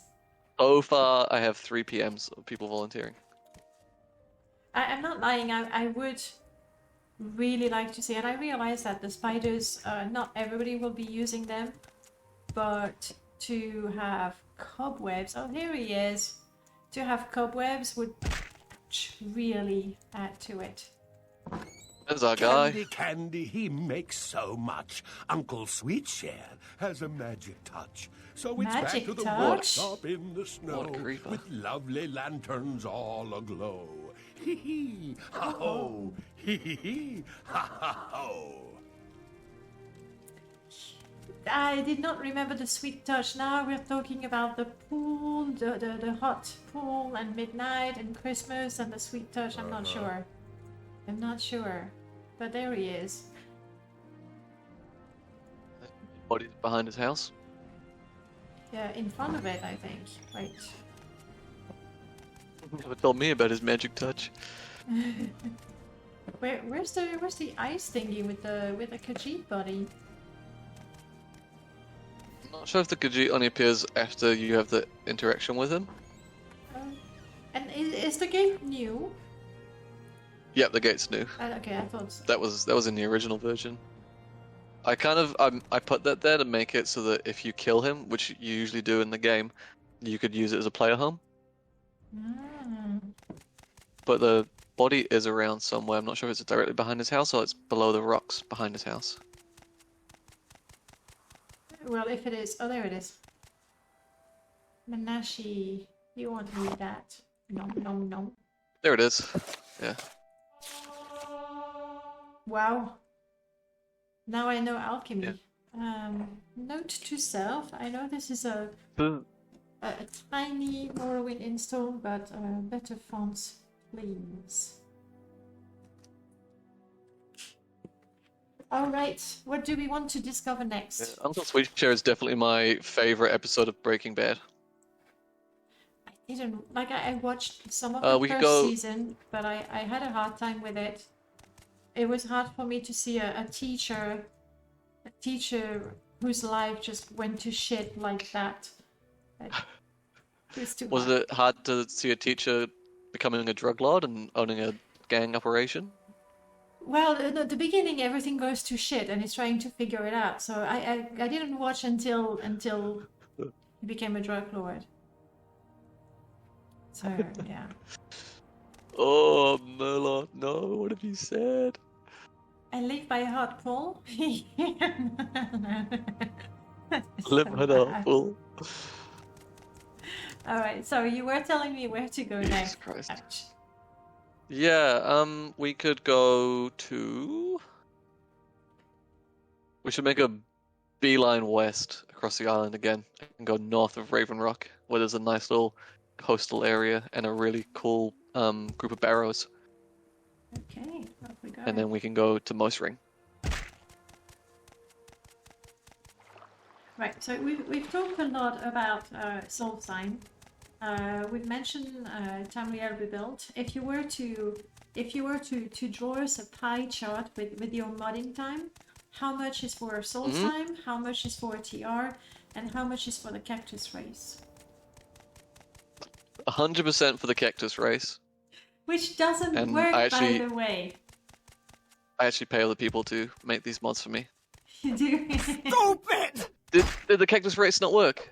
No, like I installed it real quick just before because I thought it would be funny to be a cactus, and it didn't show in the the race showed. I mean, I can show you. It could be that I installed it too quickly. That's very, very likely.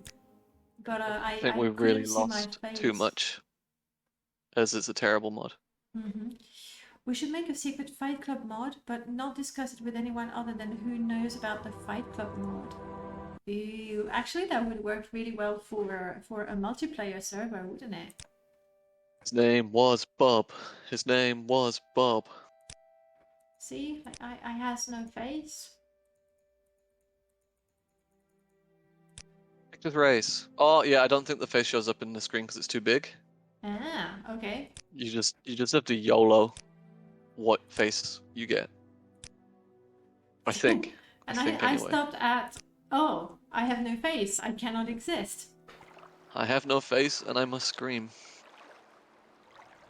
Nah. Yeah, I think, no, it doesn't work.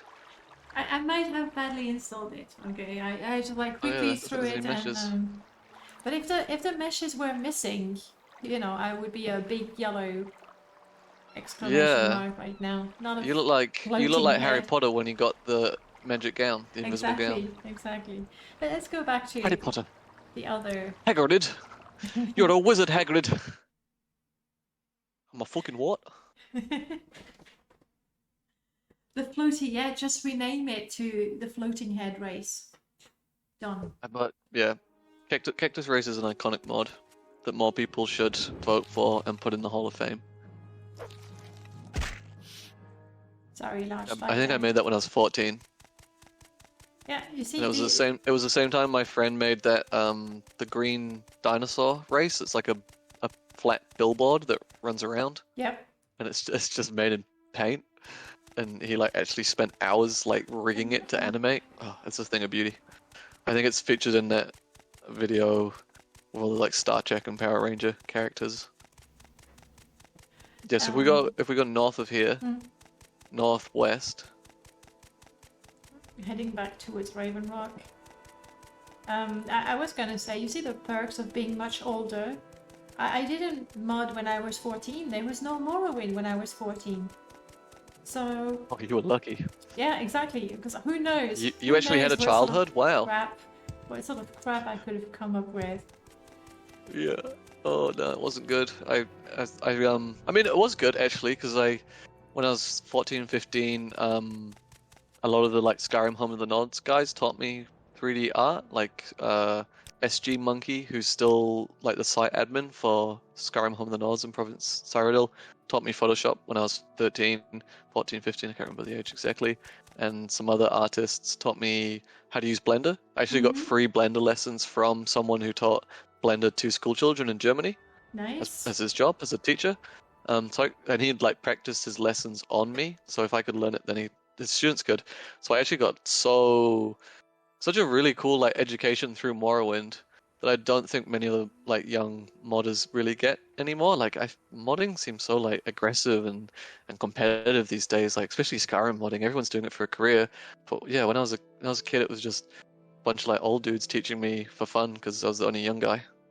That's one of the perks of modding Skyrim. Like nobody mods Skyrim to become famous. Like it's possibly the first career plan ever. So it's people who are truly passionate about it. So, which is good. Different. I think Zero, I must have learnt Blender in 2009 or 2010. So a long time ago. My word. No, you are famous. Every time I turn my phone on, I get a Google push notification from Polygon telling me there's a new version of Ashfall. Fishing for compliments. Oh, really? Yeah. We can't get famous modding Morrowind. This guy. This guy. I was going to ask you another question. I asked you, from your job, how much of it translates into Morrowind. But now the opposite question. You seem to have the other way around. You seem to have picked up a lot of skills that are not really important for your job, but you've picked up quite a few skills from modding Morrowind. So my main job as at the college, I work in climate change, which is like, if you know, like the ETS. So we produce native forests, and then that land is accounted for in carbon units, and then emitters can offset their carbon, blah blah blah blah blah blah. So a lot of my job includes like both in the field ecological reports and assessments, and then a lot of it includes GIS assessments, which geospatial information systems is a vector and a raster dataset of it's a way of like measuring things spatially. And it's funny because when I was at uni, I took to GIS really quickly because I understood what a polygon was, I understood what lines and vectors were. And I remember it was actually a question in one of my quizzes in my second year of uni, like, what is the difference between a raster and a polygon? And all my mates got the question wrong, but I was like, oh, I've been using Blender for decades. I know what a polygon is. It's a triangle. True so there's a funny little intersect, and my Morrowind art is in my CV. And obviously, like this mod, which is an ecosystem, was in my CV. So I got my current job now because they were really interested in the way I was like able to visualize forests, even if they didn't understand the context. Like it's to do with a video game, but they really liked how I could like bring a forest to life in a 3D environment. So help me get my job. So I recommend everyone puts Morrowind mods in their CV and see how it works out for them. That is super cool. Like it makes me really happy because, like I said, we mod Morrowind. It's a passion. We do it. It takes a lot of time, very often, and sure we get accolades from people who enjoy what we do. Some of us get famous, but really it's a hobby, right? So the fact that it had to some degree, it gave you a little edge, I don't know, for your job. That's super cool. Yeah, definitely.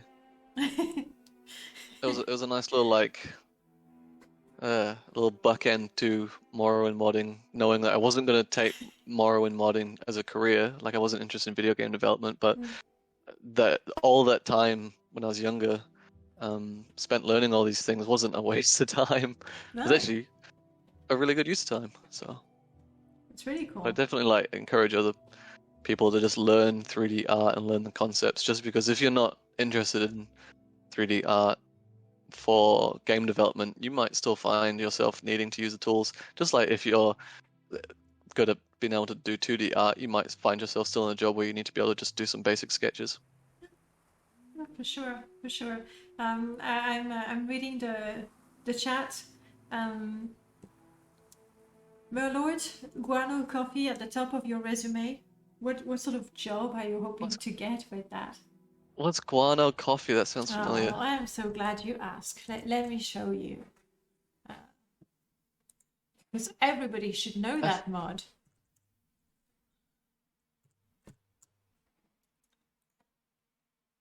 Guano coffee is an add-on for Ashfall and Guar Whisperer, where you collect the droppings of your guar, called guano. You let them ferment, and then you make delicious coffee out of it. I know what guano is in real life because it's like fairly relevant in New Zealand because people use it, I think, for like fertilizer, farm fertilizer from seabird droppings. Mm-hmm. But I've never heard of anyone having a coffee from it, and I don't know if Merlot has been drinking fertilizer coffee at home. I hope he hasn't been. Merlot, have you been? He'll tell us. There we go. That's But I think guano's usually from birds, so it's neat that guars, which are kind of in the same family as dinosaurs, maybe have guano. But I don't know why you drink shit. gar poop. That is weird, dude. That is real weird. It's a delicacy. It's a who knows. What is wrong with you? I don't know. I even in my game, I haven't had the courage to make my character drink it. It's the truth. And in real life, even the opportunity. Yeah. What does that smell like? Don't kink shame Merlord. I don't know. I'm gonna kink shame Merlord. I don't care. Now I'm really, really curious. I'm going to set up a quick poll for you. Can we buy it? Can we like try and like apparently it exists in real life, guano coffee? It does. Here's my question for you guys. Given the opportunity to have the real deal, the real guano, would you try it? Would you take a sip? Just go exclamation mark yes or exclamation mark no, and you have only 1 minute to decide. Think about it. I still don't know. We need a stipulation here. Guano coffee does not mean coffee beans that are digested partially by a civet. It means bird or bat poop. Droppings. Fermented droppings used to make coffee. From a bird or bat. I don't drink coffee. That is such a cheap excuse. It's not really coffee. Pick a side. Get off the fence. Just no, hell no. Hell no. Hey, we do have a majority of brave souls. You did vote. Good. He did, yeah. Disgusting. Some animals in your Twitch following. Right? I should have better, what do you call it? Like filters or I don't know. Also, Zero asked me a question and I didn't see it, but he said, what curiosities or passions are vibrant currently for you to explore moving forward into Morrowind modding climate? Excellent question. I think he's asking like what's some like emerging interests from me that are relevant to Morrowind modding. Mm-hmm. Zero say yes if that's right. But yeah, I'm really trying to figure out how to do animations at the moment. I really want to start making some new creatures for Tamriel Rebuilt, and I start making some new fishes and stuff for Morrowind. And I think just having some basic animation skills would be really useful outside of Morrowind. Sandworms, yeah, those would be dope. Now, in a month, maybe June Merlord. sandworms I think with giving you a writable sandworms. script. It's funny you mentioned writable scripts because there's that great Guano mod, and you cannot write them. And I've actually, was it today I saw Merlord, you say in the Discord that was the no plans for an update for Guano Whisperer just yet? No, the other one, Merlord. The other one. You mean Guano coffee? No, the other great one. The equally great one. And yeah, Dennis, I'd love to do some better River Striders. That would be nice. I really just want someone to make a really smooth Morrowind boat mod. I want like a Dwemer steam cog that you have to use like coal solar panels to power, and it goes really slow and just goes like a barge up and down the inner sea. Because there's so many like really good Morrowind ship mods out there, but they were all made before Tamriel Rebuilt, and they all go at like 100 miles per hour, like match speed, and you always fall at the bottom of them. Someone needs to make a cool slow one. I think animation might be the next frontier for two things: animation and AI. I think that's the next, or the last, possibly two frontiers for us to. And then when I say us, I mean you guys. Me, Merlord. To explore. I think AI that creates lure mods based on what we want to replace Merlord with. And then we don't have to worry about him getting old at 2099. And then animation, it would be good. Would be good to have. And new creatures. I mean, I know creatures. We don't get that many new creatures because, from what I understand, it's an awful lot of work to model them and to animate them. It's time consuming because you have to do every single frame for all of the like default behaviors in the game. Oh gosh. So you can make like an entire city in Tamriel Rebuilt, or you can make a deer and then its left ankle is broken anyway. Oh, I'm sorry, I pointed that out. That's a trade-off. NPC daily schedule. We have a couple of mods that do that, Dennis. From the Lua one called NPC Go Home. It's really sweet. It's cool. At night, people go away, go to their home, or go to the inn. And then there's the older ones, but heavy with scripts that I would not recommend. But it was called Living Cities of Vardenfell. Murmur, good morning. Classic. Yeah. Good old Living Cities. I used to love it. It would crash my game. Oh yeah, often. God. And there was what was that mod? It was before Starfire's NPCs. It was like People of Morrowind or something. Morrowind Comes Alive. That's the one. Oh my God. I think that blew up one of my laptops when I was a kid. Actually. The later version, that Morrowind Comes Alive got to the point where they would have anime faces and the clothing and outfit. It was just too much. And then Neoptolemus, the author, sort of scaled down and removed the less lore friendly content. You remember Giants? Yeah. Oh my God. I've used it like recently. Every once in a while I go, okay, let's do this, and I put Giants. That mod's a trip. It's yeah. The dragons were so bad.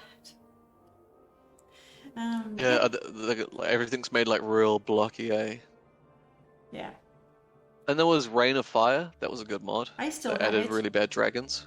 But they're the better models. They're better. Yeah, except the wings didn't have like skin between each spine of the wing. I always wondered what happened to that. It must have been missing. So they just looked like they had like real creepy fingers. Yeah. I like Rain of Fire. Still have it. Yeah, it's good. We did a Geoke challenge, and so our request was to get rid of the cliff racers. We did that, and then we say, okay, now that we took care of the cliff racers, let's move on to dragons. And at the very beginning, I don't know if you remember, you go to Caldera, there's a dragon attacking. You go out of the inn, and there's this cutscene where you see the dragon flying towards Caldera, but really what the script does, it puts you on the back of the dragon so that it looks like in first person. So you have the view of the dragon, and then it doesn't teleport you back to where you were, it drops you. So my character died. I was like, Yeah. okay, that's it. We've done the quest. It actually moves the player character. Yeah. That's great. That's such a good idea. I want to play that now. I mean, you can say what you want about older mods. Like I told you about the swaying trees, which is a horrendous thing now. But I think for the time, modders were rather ingenious about how to make the game do things it's not supposed to do. Because now it's all easy with Lua. So it's just easy. Even Bethesda did some weird things, like making the Daedric princes speak through the player's character. Yeah, But, you see them. but Morrow and Modders took that to the next level. You finally There's some arrived. weird stuff out there. Oh. Modders pushing the bounds? Never. We really do. We really do. Thank you for the follow, Wario. Welcome on in. Yeah, now Wario.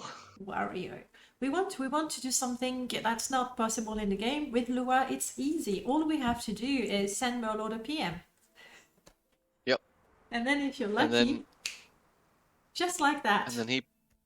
And then he goes on Fiverr and he pays someone else to make it. That's a secret. Secret's out. Well, we know about you and your cactus mod and how you pay other people to build this. Yeah. Gotta make a profit. I'm more of a rentier capitalist than a labourer, if I'm honest. Clearly. Also, why do people keep saying slots in the Twitch chat? Sorry, this is random, but what does slots mean? Slots? Try it. You type exclamation mark slots and it's a slots machine with soul gems.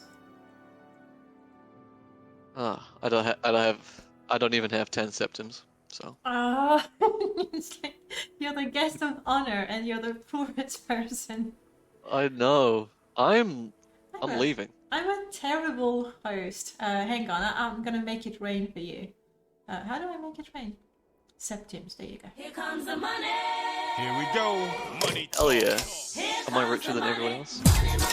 Shall we carry on exploring? If we go west, definitely. right from here, we're in a little cute coastal area, and we can see some of the bigger ruins.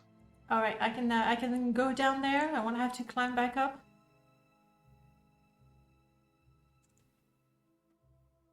I think there's a little footpath somewhere. Oh, shortcuts. And you say west. I knew trickle-down economics would work eventually. Do you know they used to call trickle-down economics the horse and sparrow theory? Because the horses would eat the corn, and then the sparrows would eat the corn out of the horse's poop, and that was its original name. I didn't So know. I'm gonna defecate for null. Wow. Gonna do a big old poop for null. I'm Yep. so glad we brought up the topic of poop. It's very, very educational. Okay, here's the coast. Yeah. No. So if we turn north right now. Yeah, I crashed again. Oh no. I will. No, don't worry. I will send you the logs. Brew up a nice cup of coffee. No, I'm out. I'm out of coffee. Please admire my amazing spring mud jam thermos cup. Nice. One of a kind. One of a kind. Mm-hmm. I made it. What? No, I put the design on it and I ordered it just for myself. Selfish, I know. Surely you have to put it out in a raffle today. And ship it. I don't have a We raffle make shit already. mods. Exactly. Yeah, code is 0. Peter. To be fair though, it's Sorry. the people on Fiverr that make shit mods. Yeah. If you have a problem, take it up with them. Take it on Fiverr, yeah. Peter, to answer your question, this is vanilla engine. However, your mod, Wolli, Solstheim, is completely compatible with Open Morrowind because it doesn't use any Yep. Lua features. Absolutely. I would never disgrace my mod with Lua. Filthy Lua. Well, what about those stuff we talked about? Oh yeah, for all of that, I'll do it, yeah. So it begins. Yeah, this is if you go to one side of this and walk across the bridge, it's kind of fun. This is probably my favorite area. It's not very like exciting, but Like, I don't know. I think it's neat. hang on. That big bridge here. Spider-Man up. I think there's a bunch of berserkers. Yep. Yeah, I saw them. Alright, let's climb up. I'm so Does glad that epic underwater barrow thing get added to this version? I think Dennis, you might be talking about Corsair's old tomb, but Yeah. Due to issues, that was removed, much like the fort at the start of the video. Yeah, It's cool. yeah. Corsair asked me to take it out, and I think there's a new. Yeah, there's a new dungeon by Vern from Tamriel Rebuilt, which I'm sure everyone knows Vern, and he made a new one, which is pretty good. It's not far from here. Am I still going west that way? Oh, we arrived. This is like one of the bigger barrows. And then if we go directly east from here is the biggest one I know of. So if you turn around fully, Whoops. and there's some creepy crawlies on the outside. Oh yeah, that's one of the entrances to Most Ring. Sorry, I think my video's a bit behind you, but That looks epic. Again, I would totally pitch my tent here. yeah, it's a good spot. But yeah, this is easily my favorite little ruin in the game, and there's not actually a barrow entrance around here. It's just decorative. I always try and take pictures of this one. Alright, we are now entering the region of Blue Mountains. Get ready for the blizzards. It is Murmur and overhaul for Solstheim. Yes, and it's called Tomb of the Snow Prince Tomb is a of real the big Snow one. Prince, yes. I should have. Did I? No, I don't think I prepared a link for it. Yeah, I think that definitely the next version though we do of Tomb of the Snow Prince will have some more like pre-made camping spots for Ashfall, where you can just I'll remove some grass and whatnot, so you can kind of Oh, nice. pitch your tent as soon as possible. I don't know if it's the water shader. It's doing something really pretty here. There's blue lights. Bethesda put them there. There's blue lights all along the icebergs, the ice layer. So that's what you're seeing. I think it's a bit intense, but it's cool. It's a cool little feature. It works with it definitely works with the water shader, and I'm curious to see, maybe at night it's a little too much.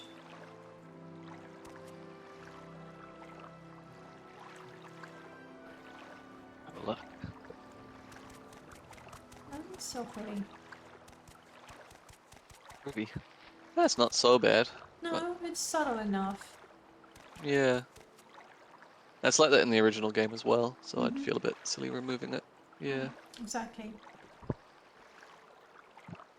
Let me catch up with the chat. Reminds me of Minnesota.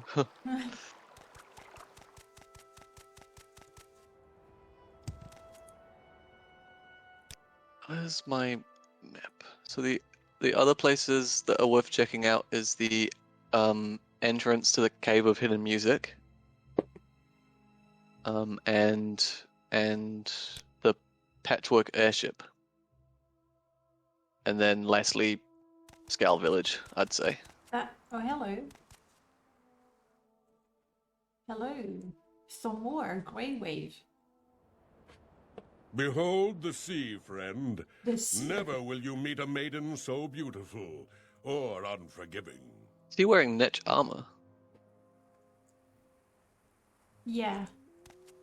That's because, again, that's because of wares for NPCs. Cool. which means that he's got the expensive leather hat from TR, the orc leather greaves from TR, Galvani cephalophode cuirass. Okay, it's not the best choice for the region. The wolf boots, and it's got some holding items as well. Like, I mean, I am happy with wares and wares for NPCs. It is true that occasionally, Behold the sea, friend. yeah, that's not Never will you always meet a great maiden so match. beautiful or unforgiving. Yeah, it's gonna happen. It's like, ooh, there's some cold knees there. But overall, Oh, did he get all new clothing? yeah, because He's got Santa's hat. yeah, It's Tim Allen. it is. Can you do That's the Tim because Allen sound, Dane? I cannot. Oh, cannot, I I'm think sorry. you can. You go. Go Oh. for it. Okay, hold on. Behold the sea, friend. Er. Never will you meet a maiden so beautiful I'm not gonna try it again. or Go ahead. unforgiving. Wait, I need to hear it. Where is it?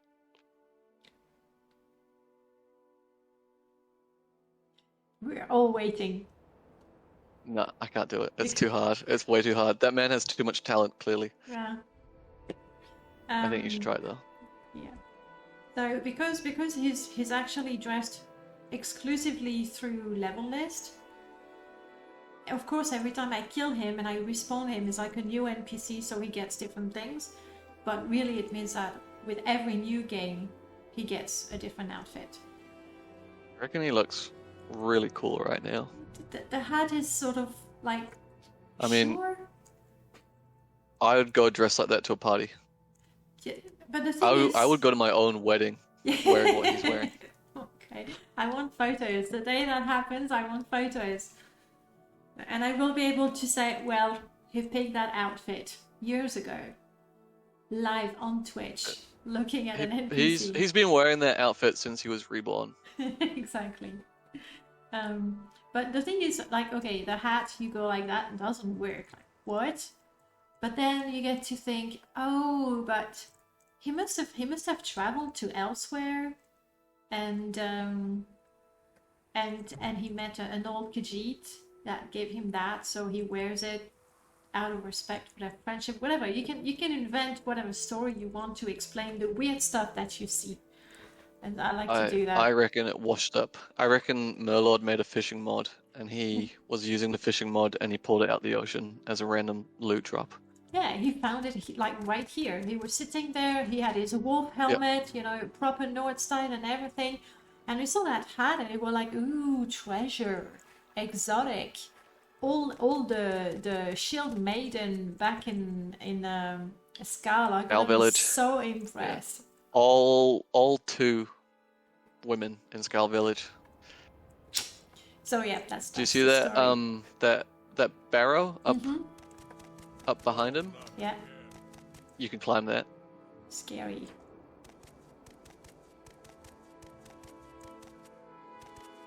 Is there a path? Would that be?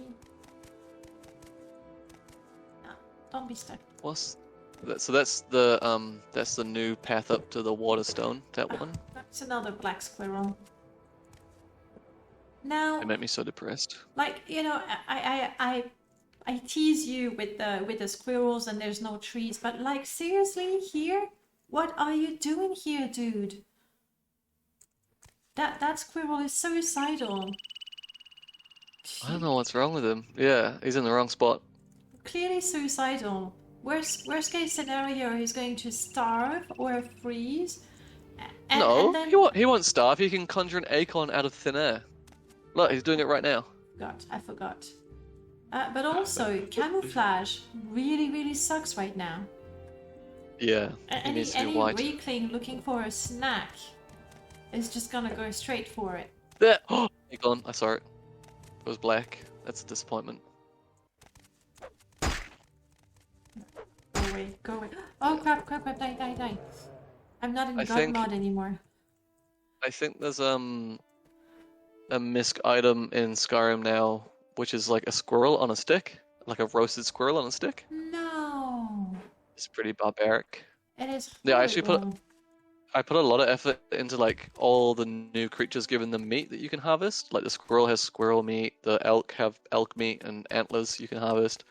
Is that Deer has deer meat. the butcher's Yeah. add-on? No, that's just in the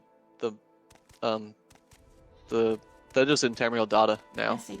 But the Mad Butcher's Meat add-on adds Quama meat to Quamas, adds Gua meat to Gua, or Gua, or however you say them. Which is funny because I'm a vegetarian in real life and I don't eat meat, but... What do you think of that floating rock? I can't see anything there. You What is it they say in Westworld when they don't want to believe it? They just don't see it. I think they just don't see what their brain cannot comprehend. They just don't see. Like nothing at all or something. I Yeah. can't remember. That's me right now. I see nothing at all. Yeah, I think Oh that's yeah, what it doesn't look like anything to Yes, me. Yep, thank you, doesn't look like Robert. anything to me. Yeah. Jeez, this guy knows everything. GG, Merlord. GG. So no, there's no floating rock. Okay, I'm gonna No, there's not. fly up there because I failed at finding the path. Yeah, you need to Like I went if through that, and then if you go east towards the patchwork airship.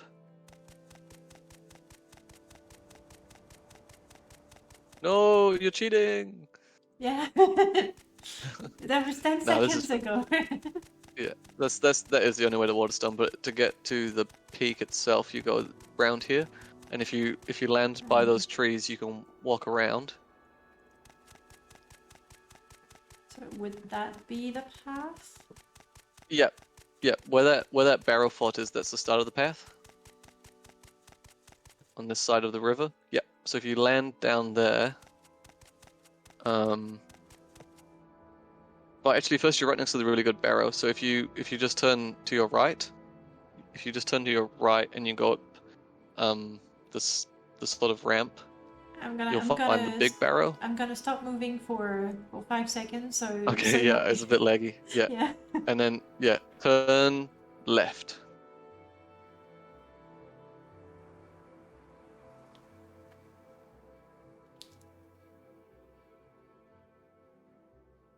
And then go straight ahead. Okay, that's actually. And weird. then turn left once you go straight ahead a little bit. I think there should be a torch. I am okay. Path. I didn't see the torch, but I'm on a path. Oh yeah, this is the one. Uh-oh. Is it an angry werewolf? No. It's what are they? It's the Draugr. The Droger, that's the one. Yeah, they're really fast. I don't know why. That's the vanilla behavior. It's hectic. And I'm so jealous that they are the only one who can actually kick. I want a good kick animation. They've got real cool shoes too. Like, I'm pretty jealous. Yeah. The skirts though, So not this so is much. Jolgear Barrow, which was a pretty big barrow even in the vanilla game. In the exterior, it had lots of like decorative rocks. So how much did you take any inspiration, and if so, how much, from the design of the barrows in Skyrim? So Warsas made all the assets, which are inspired by the early like concept art by there was an artist, I can't remember his name, who passed away, and then my barrows were just like me playing around with his set. Mm-hmm. So I haven't played much Skyrim, honestly. So they're kind of just my own thing, but they obviously look similar to the ones in Skyrim because they're using very similar assets based on very similar concept art. Mm-hmm. On some of these barrows, there's also bird egg nests, like little hay bird nests, and they all have eggs in them. There's a lot of them for seagulls down south. Trying to find one. I was looking at the crow. Yeah, this is one of my favorite spots. But it is impressive, and you can see that the ruins go quite far. And quite high, much verticality. I know someone who Yeah, would approve. verticality. Would totally approve. This is the opposite of Raven Rock. Alright. Now I'm looking for the greybeards. Where are they? Oh, we don't have that much height. I But yeah, see. one of the next big updates will be changing this mountain here, the Mosring mountain range, into like a proper That. mountain range, because at the moment it's just a lot of blue statics and it looks terrible. Yeah. So that bridge down there is the way up to the peak, the very top of the mountain. That little bridge here. Yeah.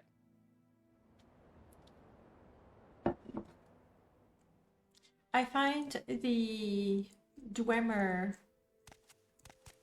ship. Oh, I'm gonna die. No, I'm in God mode. I'm good. I've always found it very disappointing. Yeah, it's just a wooden ship with Dwemer things on top. With little bits of wooden things sticking out.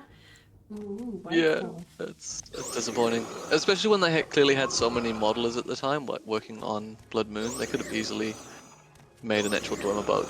Yeah. And there's a Dwemer boat, I think, in like steamboat, skyboats in what's it called, Redguard. So there was already like ideas and concepts there for them to use, but they Yeah, didn't. that feels a little lazy. And that sucks. Yeah. Yeah. So with the Especially because that pipe in the middle is made out of concrete and it's on a wooden boat. just like I mean, unbelievable. I believe all the magic. This is bad. This yeah, is this no, is like acceptable. Merlot is saying. This is an example of what bad kit bashing is. Yeah, it's like it was early Tamriel Rebuilt. The Silgrad Tower. That was a different team though, wasn't it? Okay. They Ooh. didn't really see eye to eye. Ooh.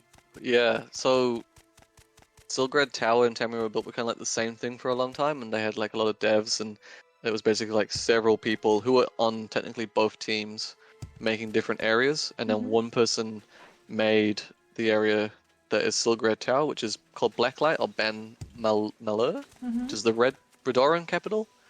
And he made it, and it was terrible, and people were like, no, this is shit, we're not putting this in our mod. And he was like, well, if you're not going to put it in your mod, you're not part of my mod anymore. So a bunch of people like left with that artist in air brackets, and then a bunch of people left for Tamriel Rebuilt. But yeah, you go to Silgrad Tower, and it's like the Wild West. Like they have statues everywhere, and half Redoran and half Halalu towns. That's crazy. So we have the It's real OG Morrowind drama right there. Yeah, the first drama. And massive. The genesis of Massive. drama, yeah, and it was a Pandora's box, and we've had drama ever since. Yeah, Azura statues on Imperial Gate towers. It's trash. It's really bad. It's like it reminds then obviously- me. It's a massive mod, but it's a joke mod. What is it called? Morrowind 2. Morrowind 2. Morroland. No, I'm thinking Was of. it Morroland? I'm thinking of Morrowind 2. Let me double check. Morroland's the one with the massive landmass, and at the end, the main character was like God, and you help God kill the devil. No, Morrowind 2, the one I'm thinking of, is with Fargoth, is the new Dagoth Ore. It's Fargoth Ore. I thought it was called Morrowind 2. Anyone? It is Morrowind 2, right? Maybe it's hidden on the Nexus. I'm not seeing it anymore. Maybe I'm not scrolling Morrowind Tactics 2. Now playable. Anyways, but for example, you would go to Balmora and you would have a little bit of every type of architecture. It was just bad, but it was intended as a joke mod, even though it was a really large one. So, and Morroland, I've never even tried that. It was supposed to be a serious project. Man, you got to. It's insane. It's honestly insane. Yeah, like I think it was made by a really young guy, and it was just like him cramming in all the theology he kind of understood from his local church into the Morrowind engine, and it's just like a philosophical diarrhea in a Morrowind mod. It's amazing. Okay, I'm not sure. I'm glad I've got the recap, so I don't need to play it myself. Another question for you, Wolli. It seems you simultaneously consider the arena of macro aspects of modding versus the arena of micro aspects of modding. That intersection is fascinating. Any comments on that relationship? See your stuff now. Oh, take stuff down. First of all, thank you for that's the a- question. Yeah, that's a complicated question. I'm assuming he's talking about how I have a main focus on like very little things that add up to a holistic greater part. Like I would like to work on like the little small things for Tamriel Rebuilt, as opposed to like the grand scale things like Tanny does when he's redoing the entire Imperial towns all at once. But yeah, I don't know. I think because for me, Morrowind modding is just like a little side hobby that I do to de-stress when I can't leave the house and I've just finished work and I just want to do a little bit of 3D art. So I like to just like grab little small things and work on them. And I think a lot of modders like that. Like I think Melkor Dark's like that a lot. Where you just like to focus on a little minute thing, and like really work on it because you know it'll contribute sort of holistically to several other things that have been worked on. Like especially like in a group project like Tomb of the Snow Prince or Tamriel Rebuilt, I know that if I'm spending a couple of hours working on squirrels and someone else is spending a couple of hours working on deer, we're not just going to have a squirrel and a deer, we're going to have like a little expansion ESP. That means we've got a nice little creature expansion for the mod. I don't know if that's answering the question, but yeah, I just like to work on little small things and see how they generate into a larger thing, a bigger mod experience. I think it's fun. I found a butt. What did Denina say? What exactly do you do in Tamriel Rebuilt? I know your name is all over it. What do I do? I've been at Tamriel Rebuilt since I was really young, like nearly 11 or 12 years now. I think I'm like maybe the 5th or 6th oldest developer still active, which is surprising.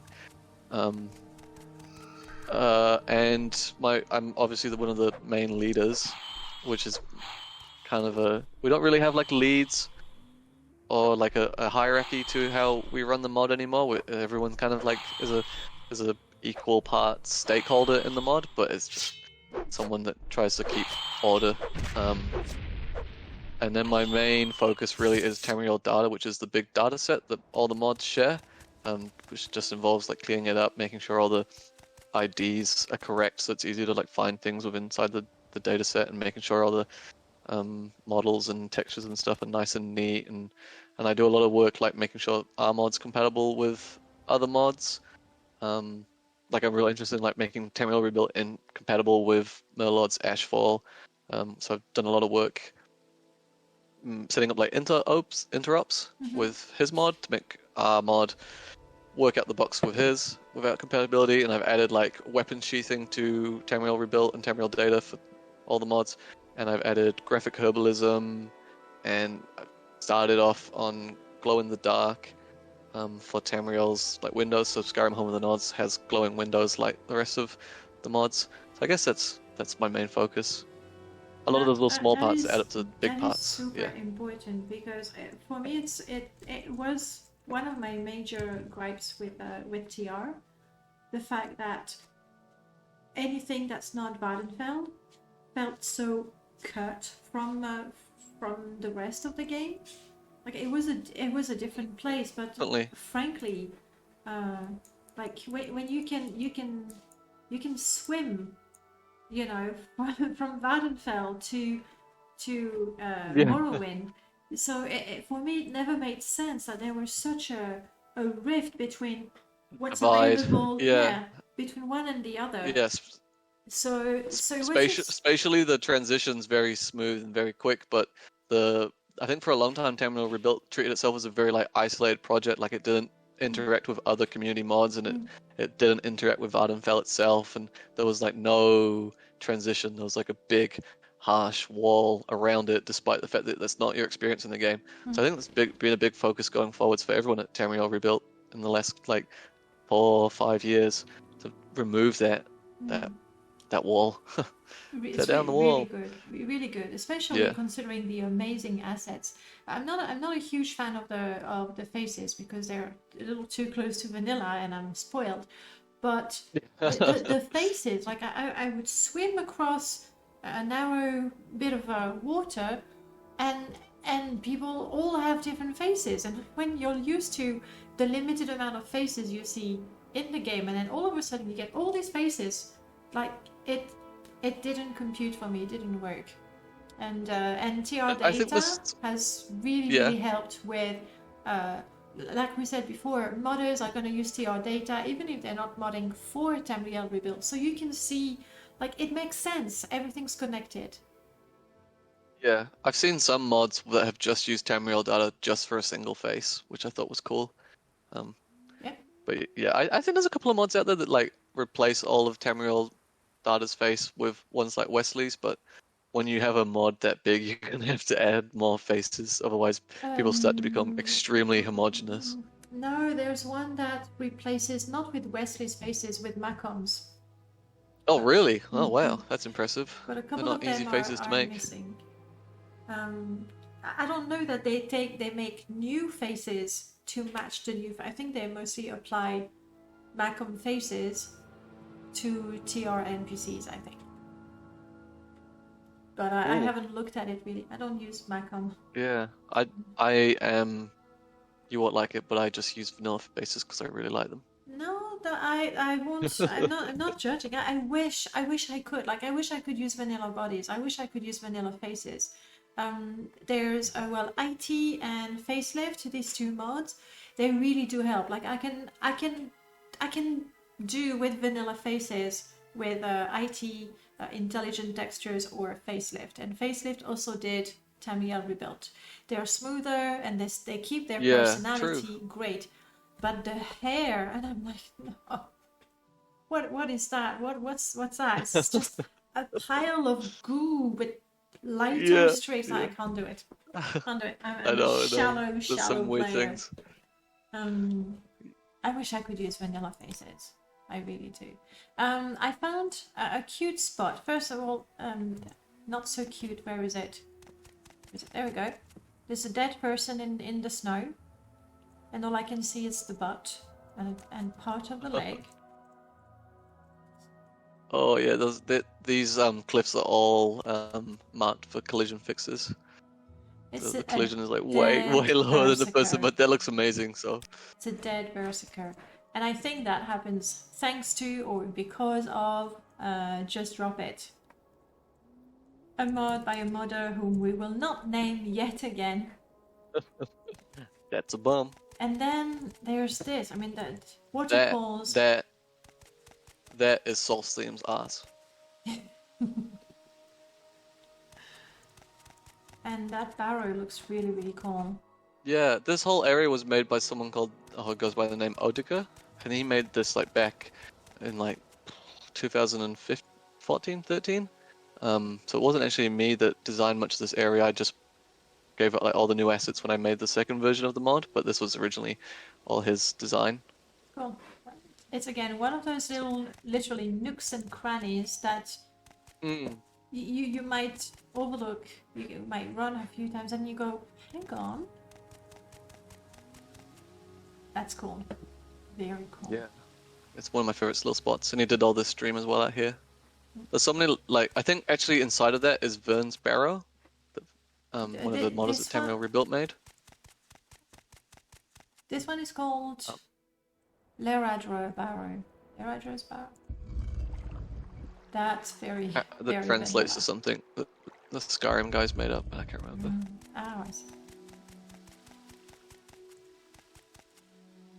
From above, TR is expanding the game horizontally, while Vardenfell grows vertically in terms of mod. That's a good take. Yeah, it's great. Yeah. Dennis is really good at like summarizing like little bits of TR and explaining it to people, which is why he's like one of the new PR managers at Tamriel Rebuilt, and he's done a lot of like cool work like translating a lot of our PR stuff to Russian, which is good because we get like new people who otherwise wouldn't enter into the Anglophobe and contribute, now being able to come and join in. Is which means we get more assets and more level designers. Is the not really recruitment process, that sounds terrible, but I remember a few years ago, I remember modders saying, yes, I'm preparing my TR showcase, and you sort of That have still goes on. it Yep. still goes on. I like Yeah, I like that screening process. It used to be bad. It did used to be bad. We used to have, you'd have to make a showcase, and then we'd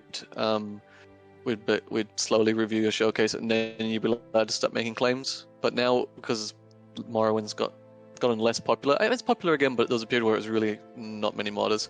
We actually started making it so your showcase was a claim in the mod, so people were effectively contributing from day one, and still are contributing from day one now. And then you finish your showcase, and it's merged straight into the mod, which I think is pretty wholesome, because now people's very first showcase is like an interior somewhere in one of our new cities or towns. Yeah, I like that. So 2-in-1, and it feels a lot more rewarding for the modder, because you still have, you still get to show what you can do. Yeah. But it's and not, it doesn't feel like a waste. It's not just to say, well, I did it. Now what? Now I can start modding. So yeah, that's now I can make an interior. Now that I've made an interior, exactly. Yeah, I think it was always a silly rule, so it was good when we got rid of that. And then concept artists just have to, they just hang out on the Discord, and once they've done two concept arts that have been turned into things, they become developers, and then modelers just have to have two different things merged into the data. So the barrier of entry now is just like, your work has been used, you are now a modder. I like that. But yeah. You made something worth contributing. You're de facto. You have contributed. I like that. Yeah, like no one at Tamriel Rebuilt wants to like keep other people out, because then we'll never be finished. Exactly. At the same time, you can't really say, yeah, sure, go on, pick a spot, without knowing what people can do, or without knowing that they're actually really into the project. Because, well, if you have a claim and then months later you got nothing for it, and you say, oh well, sorry, but change my priorities, no can do, after months waiting for a sell, it just pushes back the whole project. I think with Tamriel Rebuilt, like, a lot of the cultures changed over the years, because it was originally like quite, I don't know, it was a lot of young people, and it was like much more competitive, and everyone was flexing on each other, and people wanted to be the best, and there was a lot of gatekeeping. While now, like, most of the lead developers are all in their late 20s, early 30s, and we've got a professor of linguistics, and we've got a professor of engineering, we've got an aerospace engineer as one of the leads, me. So for the most part, it's just like a hobby, and everyone just wants to, like, get on with it and just relax and work on it. So there's not really that gatekeeping occurring anymore. Everyone is more sort of accepting. So I definitely think, like, I understand why Denina says she feels like she couldn't contribute to TR because she'd be intimidated by the process, because she doesn't feel good enough to contribute. But I feel like that's maybe something that would happen at old TR, but now it's kind of like, well, as long as you're contributing, and as long as it's meeting the set criteria, which is like the north arrow is facing the right way, you should still come and give it a go, because it's much more like, I don't know, we try to like take people under our wing now, whilst 10 years ago it was kind of compete with one another to be the very best, like no one ever was.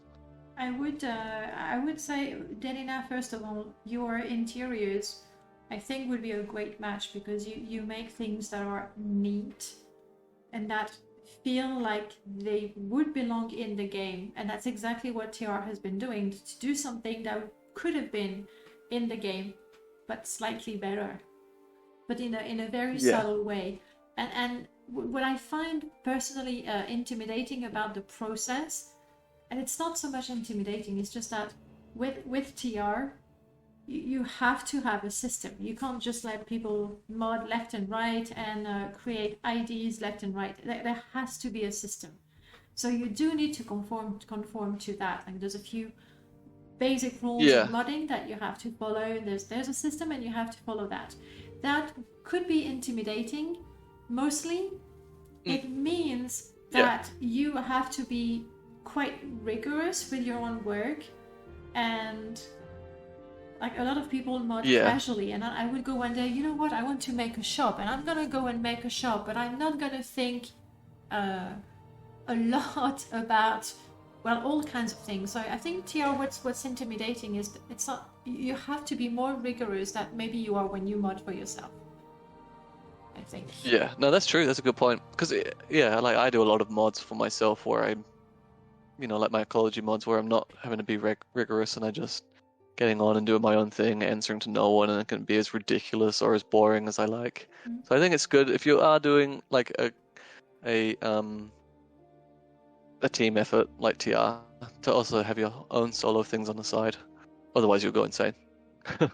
And then there's pressure because it's a commitment. And like we mod, like you say, you like to mod. You finished work and you go like, oh, I'm gonna mod tonight. Once you've committed, you say, I'm gonna do this for TR. Like it shifts the perspective. Suddenly, it's not something that you want to do like that. We actually put a bit of effort into that. We gave all our like claims and assets on the browser priority ranking, so like a new column that ranks the priority of that asset, so you can see like very early on how critical whatever it is you're working on. So if you decide to claim something and you don't want any time constraints, there's like hundreds of claims just there that are very low priority, and you can just grab them and you can work on them for like 2 to 3 years before anyone comes and goes, hey, is this going to be done soon? Because it's going to be released, which is something we didn't have a couple of years ago. I think it's a good way of like mitigating that feeling, because there is a lot of things that are critical and need doing urgently. Now we have a system to let people know that before they commit to it. That's good. That's really good. That's good to know. So if there are modders out there that go, well, you know what? I think I could contribute, if only an interior of something.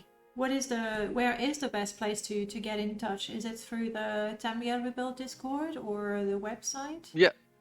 So you can go to the website and you can go to the claims browser and just have a look for yourself. But I think it would be, if you're not really familiar with it, it could be hard to understand. So you could just turn up on the Discord and ask if there's anything that suits what you're really looking for, and then we'd be like, yep, this kind of looks like what you want. Do it as a claim. And at the moment we're starting all the exteriors. The website is hard to follow. At the moment we're starting Narcissus, which is the capital of the House Flalu, which is the largest Halu area. It's in the Shippleshin region. And that's going to be absolutely flipping massive. So there's heaps of interiors right now that are just starting to get going that anyone can just jump in and do. And they're all Lalu, so they're very easy tileset to use, and they're all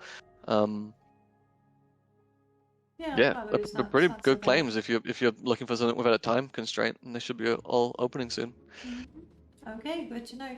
I think another thing that might be intimidating is TR data, because to get acquainted with the different pieces that are available, that sort of thing. So it's just a matter of spending a few hours in the construction set, and just like when you mod, vanilla for the first time, and you have that massive list of models, and the names are not always really good to tell you that it's a table and what sort of table and that sort of thing. So just they're all to know acronyms and numbers. Yeah, exactly. Yeah, I think in Tamriel Rebuilt for Morrowind it's not as extreme, but out in Skyrim it's really complicated. But yeah, for Tamriel Rebuilt, we do for some interiors like little kit bashes that just show you like a palette of what we can expect in that area, and then if you don't know what you're looking for, you can at least like just copy and paste it in, which just speeds things up. But yeah, there's a bit of a learning curve. Yeah, I think I'm a bit immune to it now because it's my job to put the assets into the data. By the way, I'm making my way towards Skal. Slowly. I did have a question and I forget. Yes, tell us about Vardenfell Ecology. That secret project. Secret project, yeah. It's just like a conglomeration of little ideas I've had over the years. I always wanted to do like a Vardenfell overhaul like I did with Solstheim, but it doesn't need it. It's like a pretty good island to begin with. So instead I decided to start focusing on changing some parts of the nature content of Ardenfell. So that include like new tree models to make the trees look a little bit cooler, but still similar to vanilla, more so than these. Adding meat to some of the animals. What else have I done? Oh, improving all the rocks so they have decent collision. Replacing all the textures of like nature, and then like little things like adding ore veins and whatnot to some of the caves, including coal. So it's just like little things to make the world, like I was talking about like an hour ago, making the world like a little bit juicier and fun to interact with the parts of the world between the two dungeons you walk to in order to do a quest. So it's still pretty small at the moment, but it's just every time I have a little idea, it gets merged into that one mod, and then hopefully it'll be a mod one day. The date would be 2019. Is that what we're looking at? In terms of 2099? Yeah, 99. No, I've been trying to convince Merlord to change that icon from 2099 to 2060, so I have a chance maybe to still be around when all these mods. What? Well, yeah. I'll still be watching your streams in 2090. I'm sure of it. 2090, but that's really a long time. I'm 45. That is a long time. So I know life expectancy is good, but like. It's gonna be weird if we do make it there, and it's not finished. If Tamriel Rebuilt isn't finished by that time, I don't know what I'm going to be playing in the retirement village. There's so many amazing mods that will come out in 2099. It's crazy stuff. And I'm lost. I find thirst, but I'm now not finding skull. Isn't skull further north? Yep, you're going south, I think. Yeah. Yeah, you are. Yeah. Hello. Oh, the mod I wish I had installed right now is a mod by Red Furry Demon, I think called Feed the Animals. You go away, naked person. There we go. Feed the Animals, where you can actually feed the animals. But I think it works only with vanilla. Oh no. That does sound like a good mod though. I think Melanchol Dark has a pretty good mod that adds clothing to the berserkers, like some ruined bear clothing for that I usually play with, because I do not like the fully naked people. Yeah, that makes no sense. I mean, this one had underwear, but it's sort of pretty lace underwear, and you're like, you get yourself some pretty lace underwear, but you can't get a shirt? Yeah, what the hell? Yeah. I mean, I imagine that lace underwear must have been pretty expensive in Tamriel, so I guess she can should understand. put all her septim into getting that lace. Yeah, invest in lace underwear. Oh, I can't play with better bodies. I think it looks ridiculous.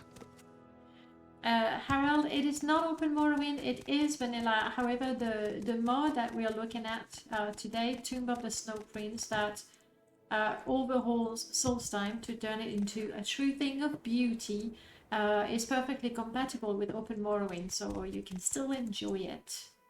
I found a path. No, I'm back to thirst. Okay. I think if you jump out of here and then if you jump down that cliff to the north. Yeah. I got mod. Good.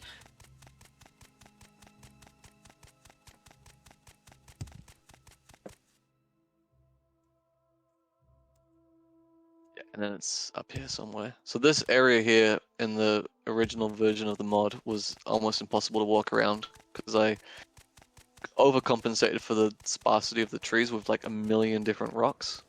There is a path somewhere nearby. There you go.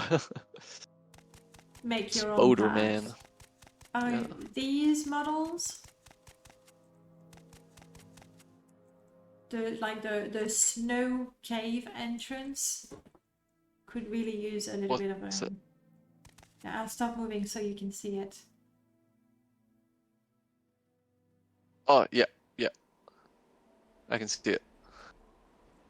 This one is a bit sad. And going north.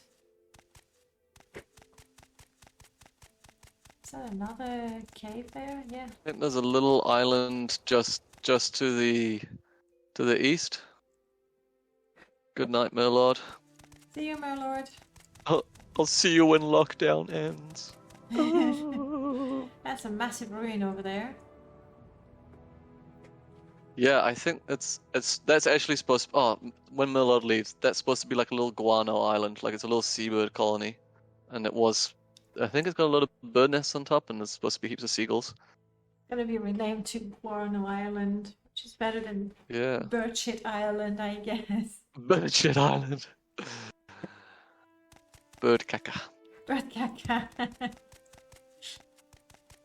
So that In New Zealand, we have a native parrot called a kaka, which is the A's in it have macrons, so they're R and R. Mm-hmm. So the poo of a kaka is bird caca, so kaka kaka. See, So whereas that's T-Rail. in French, caca Mine. with short A. Somebody pushed me down the cliff. Unbelievable. So one of those naked people. Yeah. So I criticize her lace lingerie. In French, caca with a short A. That's baby talk for poo. It's like poo poo in English. Oh, okay. I thought it was. Is it Spanish as well? Is it poo, or is it just French? I'm not sure. I'm not sure. Anyone who speaks Spanish, how do we say poo poo in Spanish? This is very important. It's a very serious conversation. We must know. I'm not seeing that island. Like, is that the one you were talking about? Yep, that was the one with the little ruin. Island. Poo Island. Okay. Guano Island. I didn't realize how much poo content was on Tomb of the Snow Prince, and now I'm worried I'm gonna have to reel it in a little bit. Mostly, you're gonna have to pay Merlord royalty because he's got exclusivity on the poo content. Yeah, true. Paying a bot, I'm paying Merlord. I can't handle it no more. Ah, I think I see. No, what do I see? Do I see roofs? I see civilization. Yes! Yeah, that hill is one of the entrances. Okay. So now we have a proper fence. No, not that. I want to keep that.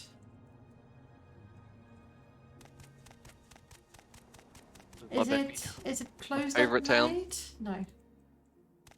Oh, I don't think anything as complicated as that happened. Yeah, you know, that's one of those things with realism we were talking about. You would assume that if there's a gate, it's closed at night. That's how it used to be in any sort of fortified city or village. And I go, oh yeah, let's be realistic. Let's close it at night. But then when you're playing, you're like, oh shit, yeah, it's closed. It's annoying. Yeah. It's annoying. So especially if you have Ashfall installed, that'll be pretty annoying. But the other route doesn't have a it's gate. also deadly. Then it's also deadly. Yeah. So This is yeah, one of my realism, favorite little places. Always hard to implement. This needs more 3D icicles though. Look at that realism. She's wearing high heel boots in the snow. Is she? Yeah. Oh my god, stilettos. Yeah. That's talent. Yeah. That is talent. I did that. It was a request for Onion. Her feet are tiny. Damn, girl. And so I was like, yeah, I'll do that.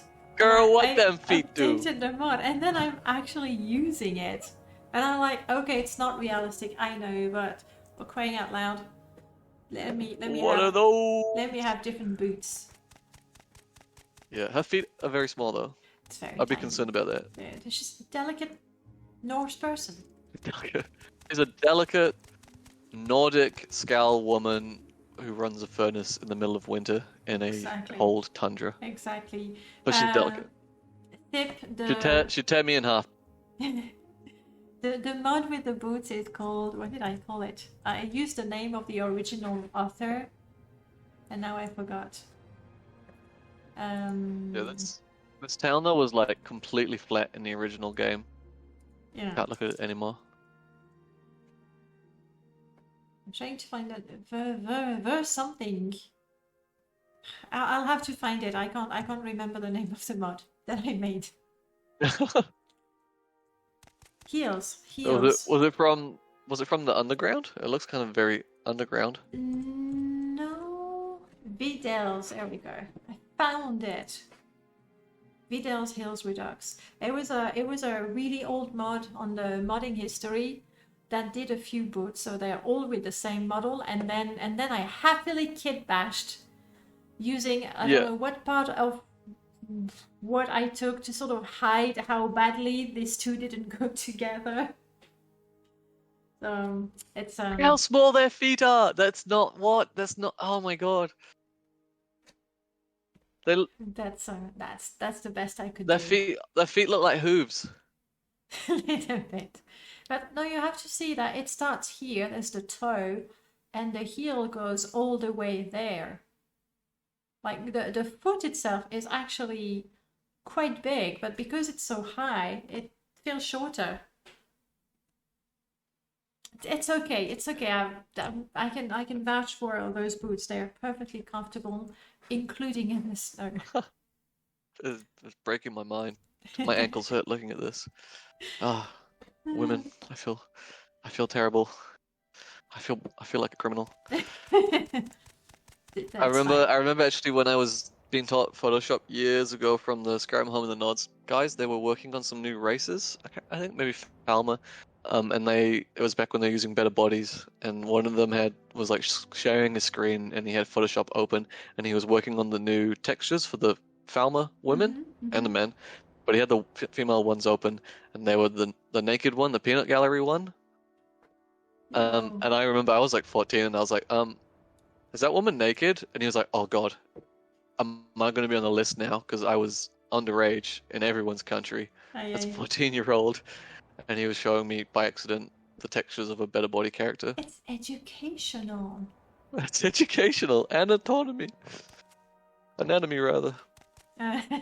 Yesterday I was talking with Archmaster Antares, and he was showing me mods he's working on, and at some point he tried on a new robe, and then he forgot to put it back on, and I was like, is there a reason why you're walking naked in your Telvanni Tower? Like, you don't walk around in your Telvanni Tower naked? And that was the peanut gallery version of Better Body as well. So oh man, gross. I wonder funny. how many women were on the development team for Better Bodies, to be honest.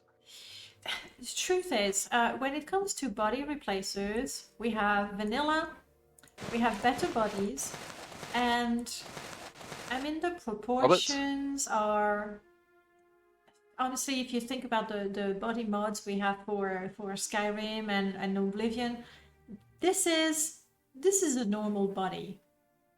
It's not particularly, you know, modern in terms of standards with big boobs, big butt. It's fine. I do prefer, hey Craigs, I do prefer Robert's bodies. I'm gonna get dressed now, I don't want to get into trouble. I do prefer Robert's bodies. Yep. Yeah, I've only ever seen it once. I just really like the vanilla bodies. I think they've got some real cool design features to them, especially the elves. They have like extra ribs and like different shaped torsos. They just make them more alien, which I like. Well, everyone looks the same with better bodies. Yeah, I can see that. Who was it Geralt who made a vanilla body? But better bodies, I kind of prefer them. They're more slender.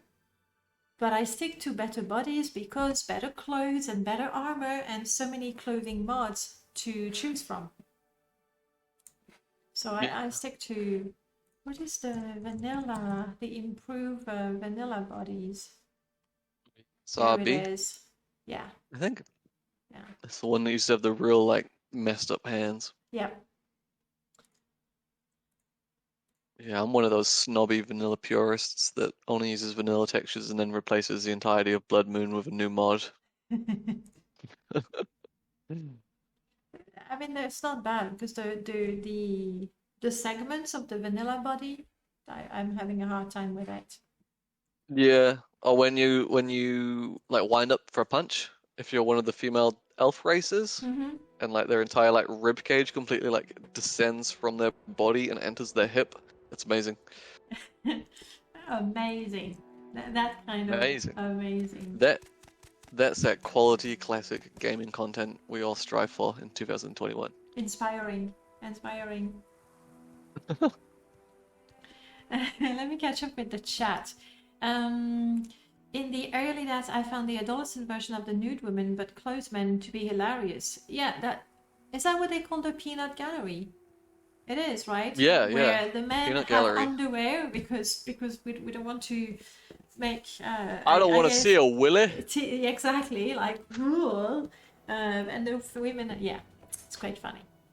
It is quite funny. What is a peanut gallery? I'm gonna Google a peanut gallery, and I'm not doing it on my work computer. A peanut gallery was in the days of Vaudeville. Who is that? A nickname for the cheapest and ostensibly rowdiest seats in the theater. Oh, okay, yeah, that makes sense. I thought it'd be more explicit. I don't know. It's historical, educational. That's what we do here. History. That's what we do here. We do history in these Morrowind mods. That's right. Someone streams concept art loading screen that occasionally have nude characters hovering over their heads. That would be me. It happens. But they're nice concept art screens, so here they are. Purists attaching to vanilla meshes, but complete disregard for upgraded textures is a funny boundary point for me. Cracks me up too. I think if you're gonna improve the textures, you need to improve the meshes just a little bit. Otherwise, it looks whack. It always, if you don't do that, it always reminds me of those old Minecraft memes where people would have like, they replace a cow texture with like a HD hyper-realistic cow face. Exactly, yes. Or even, and it would still be square. The photorealistic ones, for my Minecraft, I stick to 16 times 16 pixel. It's pretty, it's cubes. Like, what's the point having photorealistic stuff on a cube? It takes away what makes Minecraft special, in my opinion. It looks pretty enough, but it's unnecessary for me, obviously. I think that's a big change in like gaming in like current decades. Like, there's so many games that are hyper realistic and they're like AAA, and they're all played like The Witcher or the Batman Arkham. I haven't played, but the Arkham games, like, it's just like you press B to punch and A to stab or whatever, and you do quests all the same way, and they're all realistic. That's like become one type of game. And then the other type of game now is games with like contrary or nostalgic graphics that are more focused on the gameplay mechanics, like Minecraft or Stardew Valley or Valheim, that new one. And people are like now attracted to those classic graphics because they are more video gaming, but they allow for more like gameplay content, more like gameplay maneuverability. So I think even in Morrowind modding, people are like going back to the vanilla graphics because you can like really embrace them for the mechanics you want to make in your lure mods, especially. So I think that's what we're seeing at the moment, and that's why I made sure this mod has a vanilla graphic version as well. It's fine. Definitely, I agree with you. In the Morrowind modding community, the trend is definitely towards vanilla friendly, lore friendly, bottom line purists.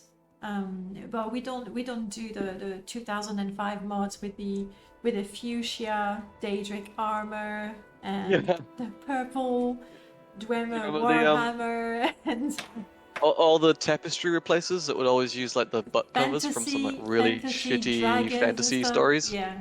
Yeah. I mean, oh man, they were terrible. I like those. Yeah.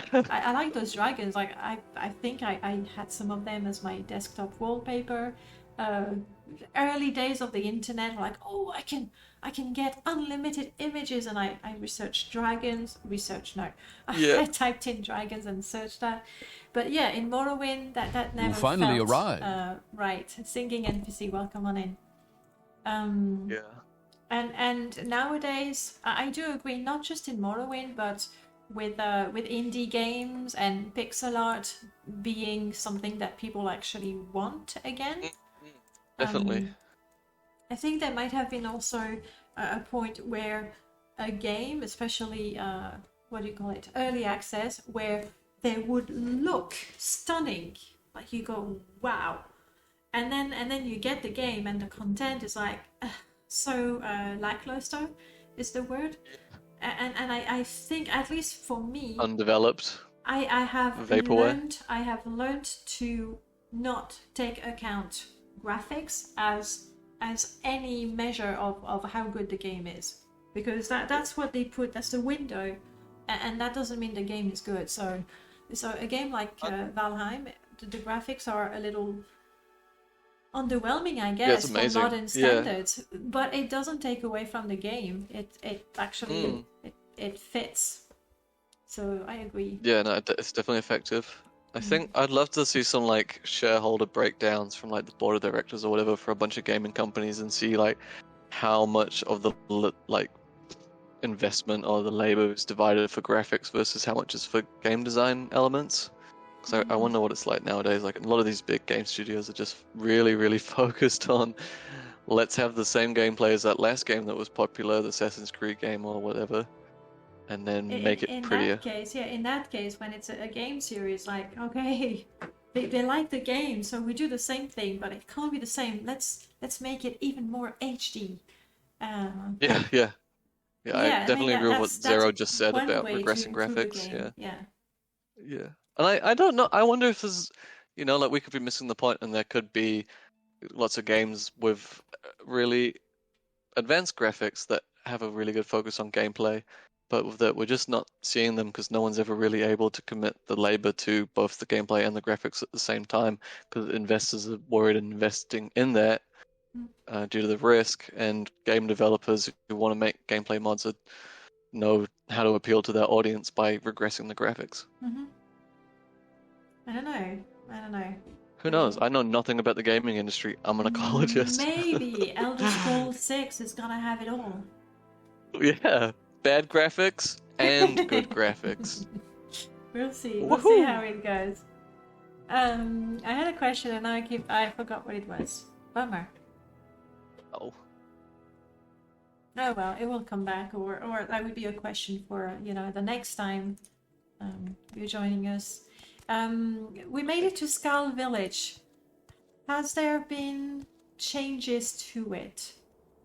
It's the same. All the buildings are in the same location, but they're raised like 500 game units roughly. Like they're a lot higher. If you were to like turn off the ESP and reload the game, you'd be floating in space. And then I would like change the hill structure. Before it wasn't really a hill so much as it was flat. So I added verticality, and that's about it really, other than making it sort of closed off with some rocks. That's just easily my favorite place to go though. Every time I like load up the game, I have to quickly like run over to Skal and have a little explore. There's still a lot of stuff I want to do here. Like I definitely need some more icebergs.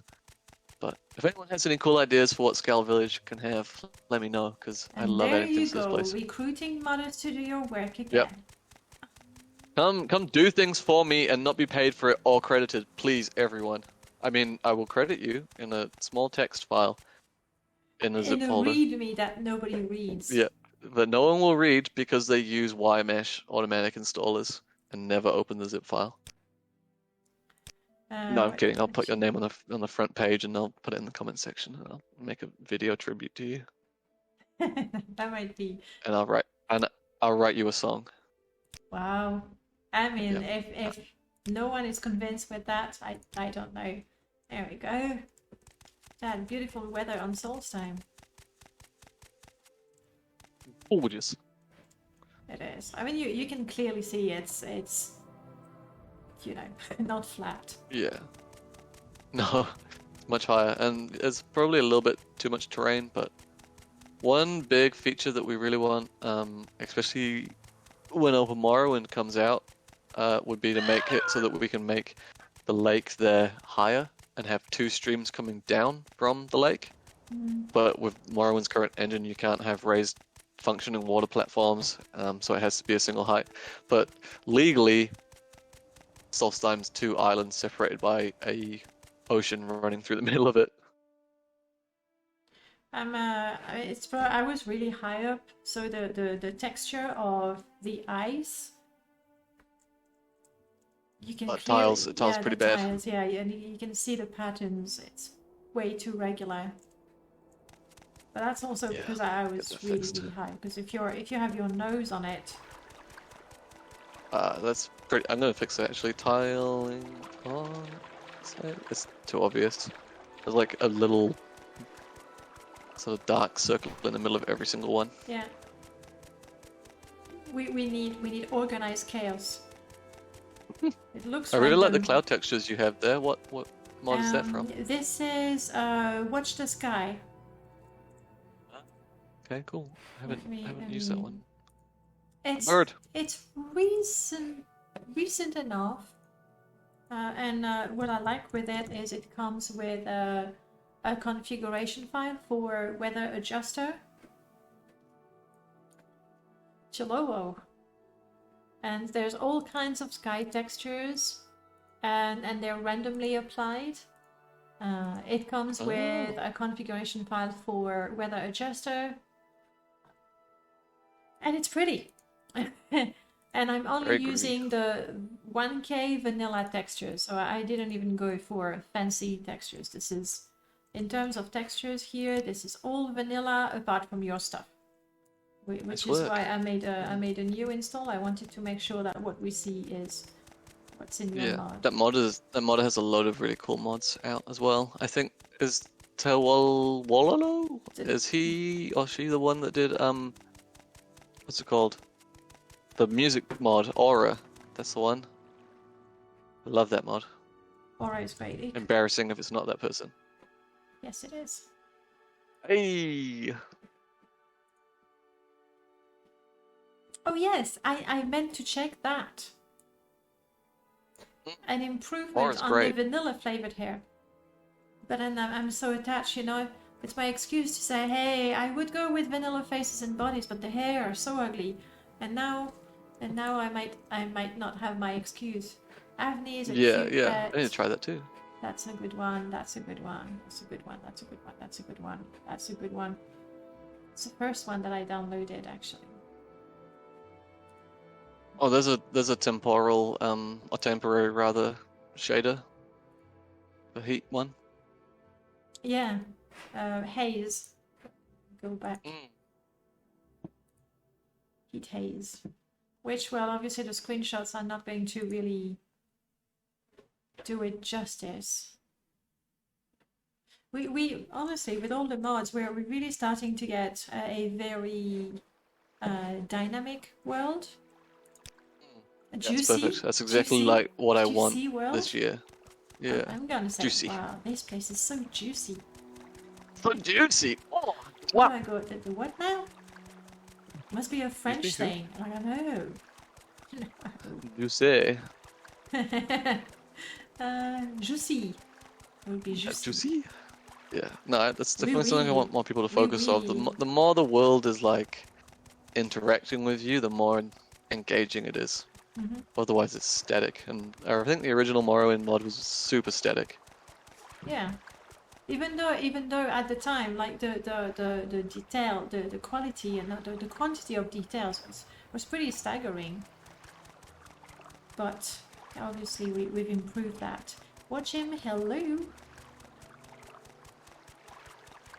So I'm just going down the river. I like all those bits of This is one of the- ruins. This is one of the first places I made, actually. I'm not sure how good, but it's something. I don't know, chat, tell us how good looking is this place? Be honest. Yeah, on a scale of good to good, how good is it? On a scale from Hey. good to godly. Good to godly. I have a... Okay. On a scale of juice to juicy. Good? There we go. That's exactly that's a what huge Wolli relief. was going Oof. for. Yeah. And it looks like we have come full circle. Back to the start. There's the lighthouse that we thought someone said looked phallic. No, he didn't say phallic. He said suggestive. Suggestive. And it was not the lighthouse. It was That is not the it- type of juicy content we want in our game. Keep that in your reverse peanut gallery mod. To yourself. Oh god. And this is all people are going to take from that screen. Yeah. If you're just joining, willies. We're talking about willies. Juicy, no less. Oh my god. Okay. Yeah, And it was it's the a tower lighthouse on the map, yes. map. Yeah, Guys, and it did sorry. look bad. Looking back at it, yeah, we cannot unsee it. That's the problem with that sort of things. I'd like Guys, to point out that coal underneath the fire is a container, and you can harvest coal from that and use it as an ingredient. you mean you can steal from the Legion? Yep, I think so. I don't think they want it. It's rubbish coal. I think it's charcoal actually. Just on Cheap above stuff. the front door. Oh, I was going all the way Not up. that one, Oh, but just there. above the front door. Yeah. Yes, I think wait I'm a a second. bit slow. Did that fall from the... Yep. Yep. Fair enough. I'm guessing And you the get wind coal is straight always out of it. blowing in that way. Yeah. Something like that. Makes sense. I remember my question. How many people, give or take, have contributed to Tomb of the Snow Prince? Developers, it must be like 10 or so now. There's Atronis, there's Chef, and a couple of others from Tamriel Rebuilt that have contributed directly. There's hundreds of beta testers. I'm sure everyone knows Blue Tier over on the MMC Discord. He's done hours and hours of testing for me. I've had a load of people test it for me.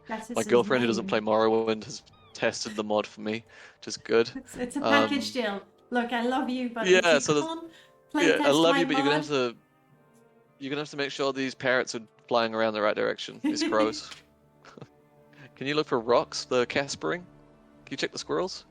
Yeah, there's a good like 10 developers overall that have helped over the years, and then dozens of beta testers, and the testers are just as important, honestly, because it's so much land to test.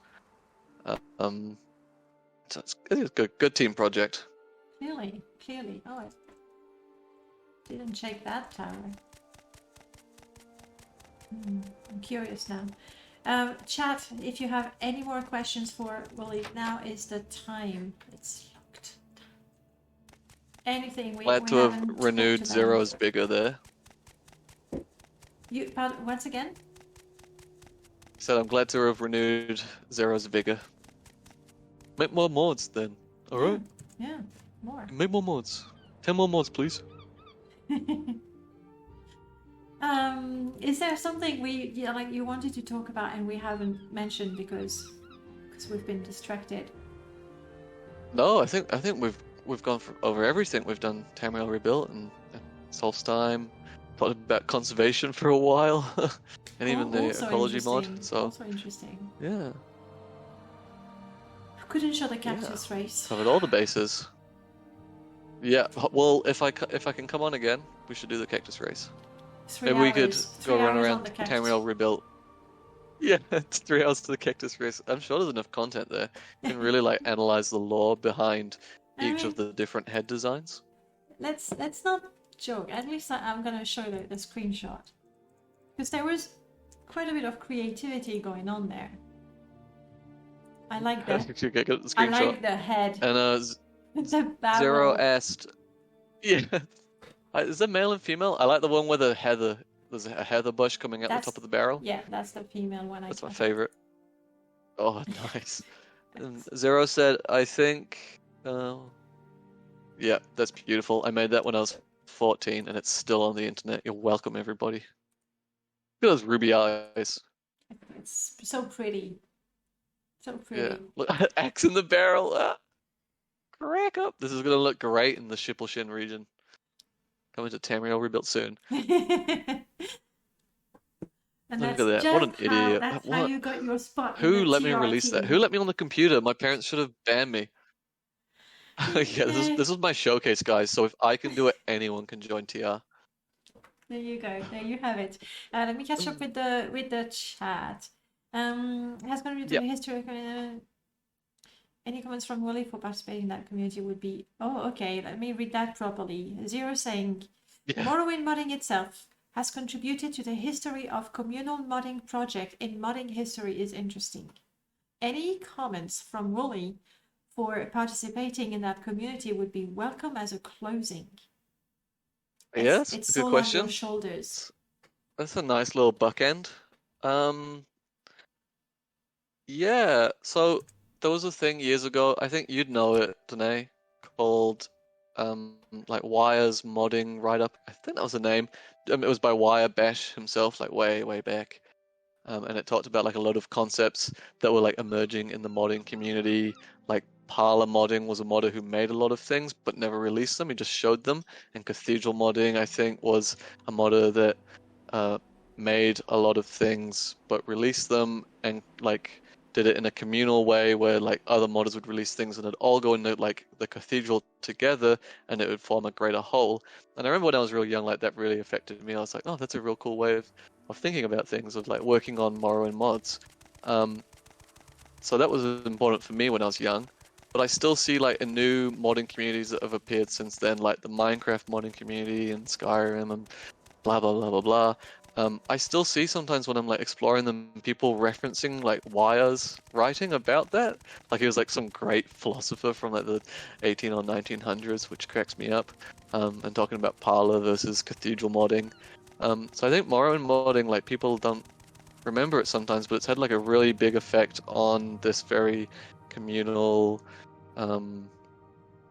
competitive, and also like compatibility based way of changing games and working with other people to do so. So I think it's a cool genesis for a lot of that.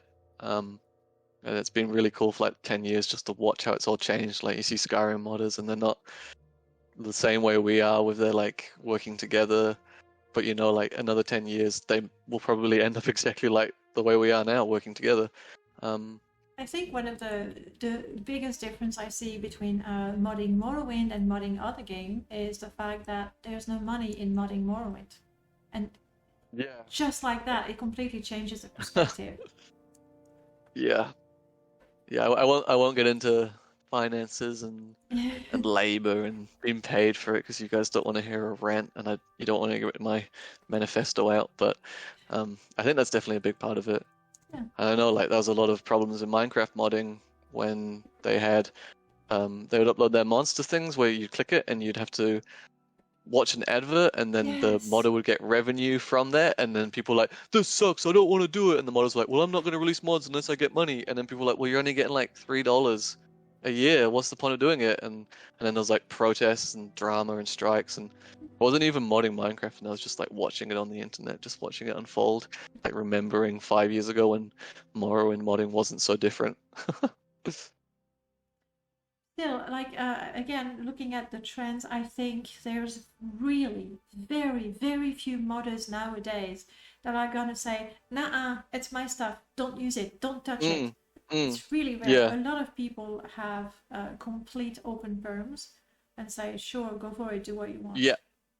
Yeah, well, everything for Tomb of the Snow Prince is completely open perms, like all of the assets you can use for any other mod. Credit's always nice, but I'm not, it's just a hobby for me. And obviously that's why I like to share it all with Tamriel Rebuilt. So, but yeah, I do remember some dark times when that was not the case for most people.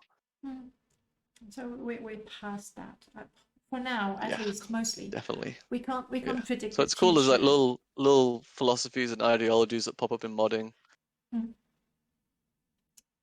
Right. Well, I think I'm getting hungry. All right.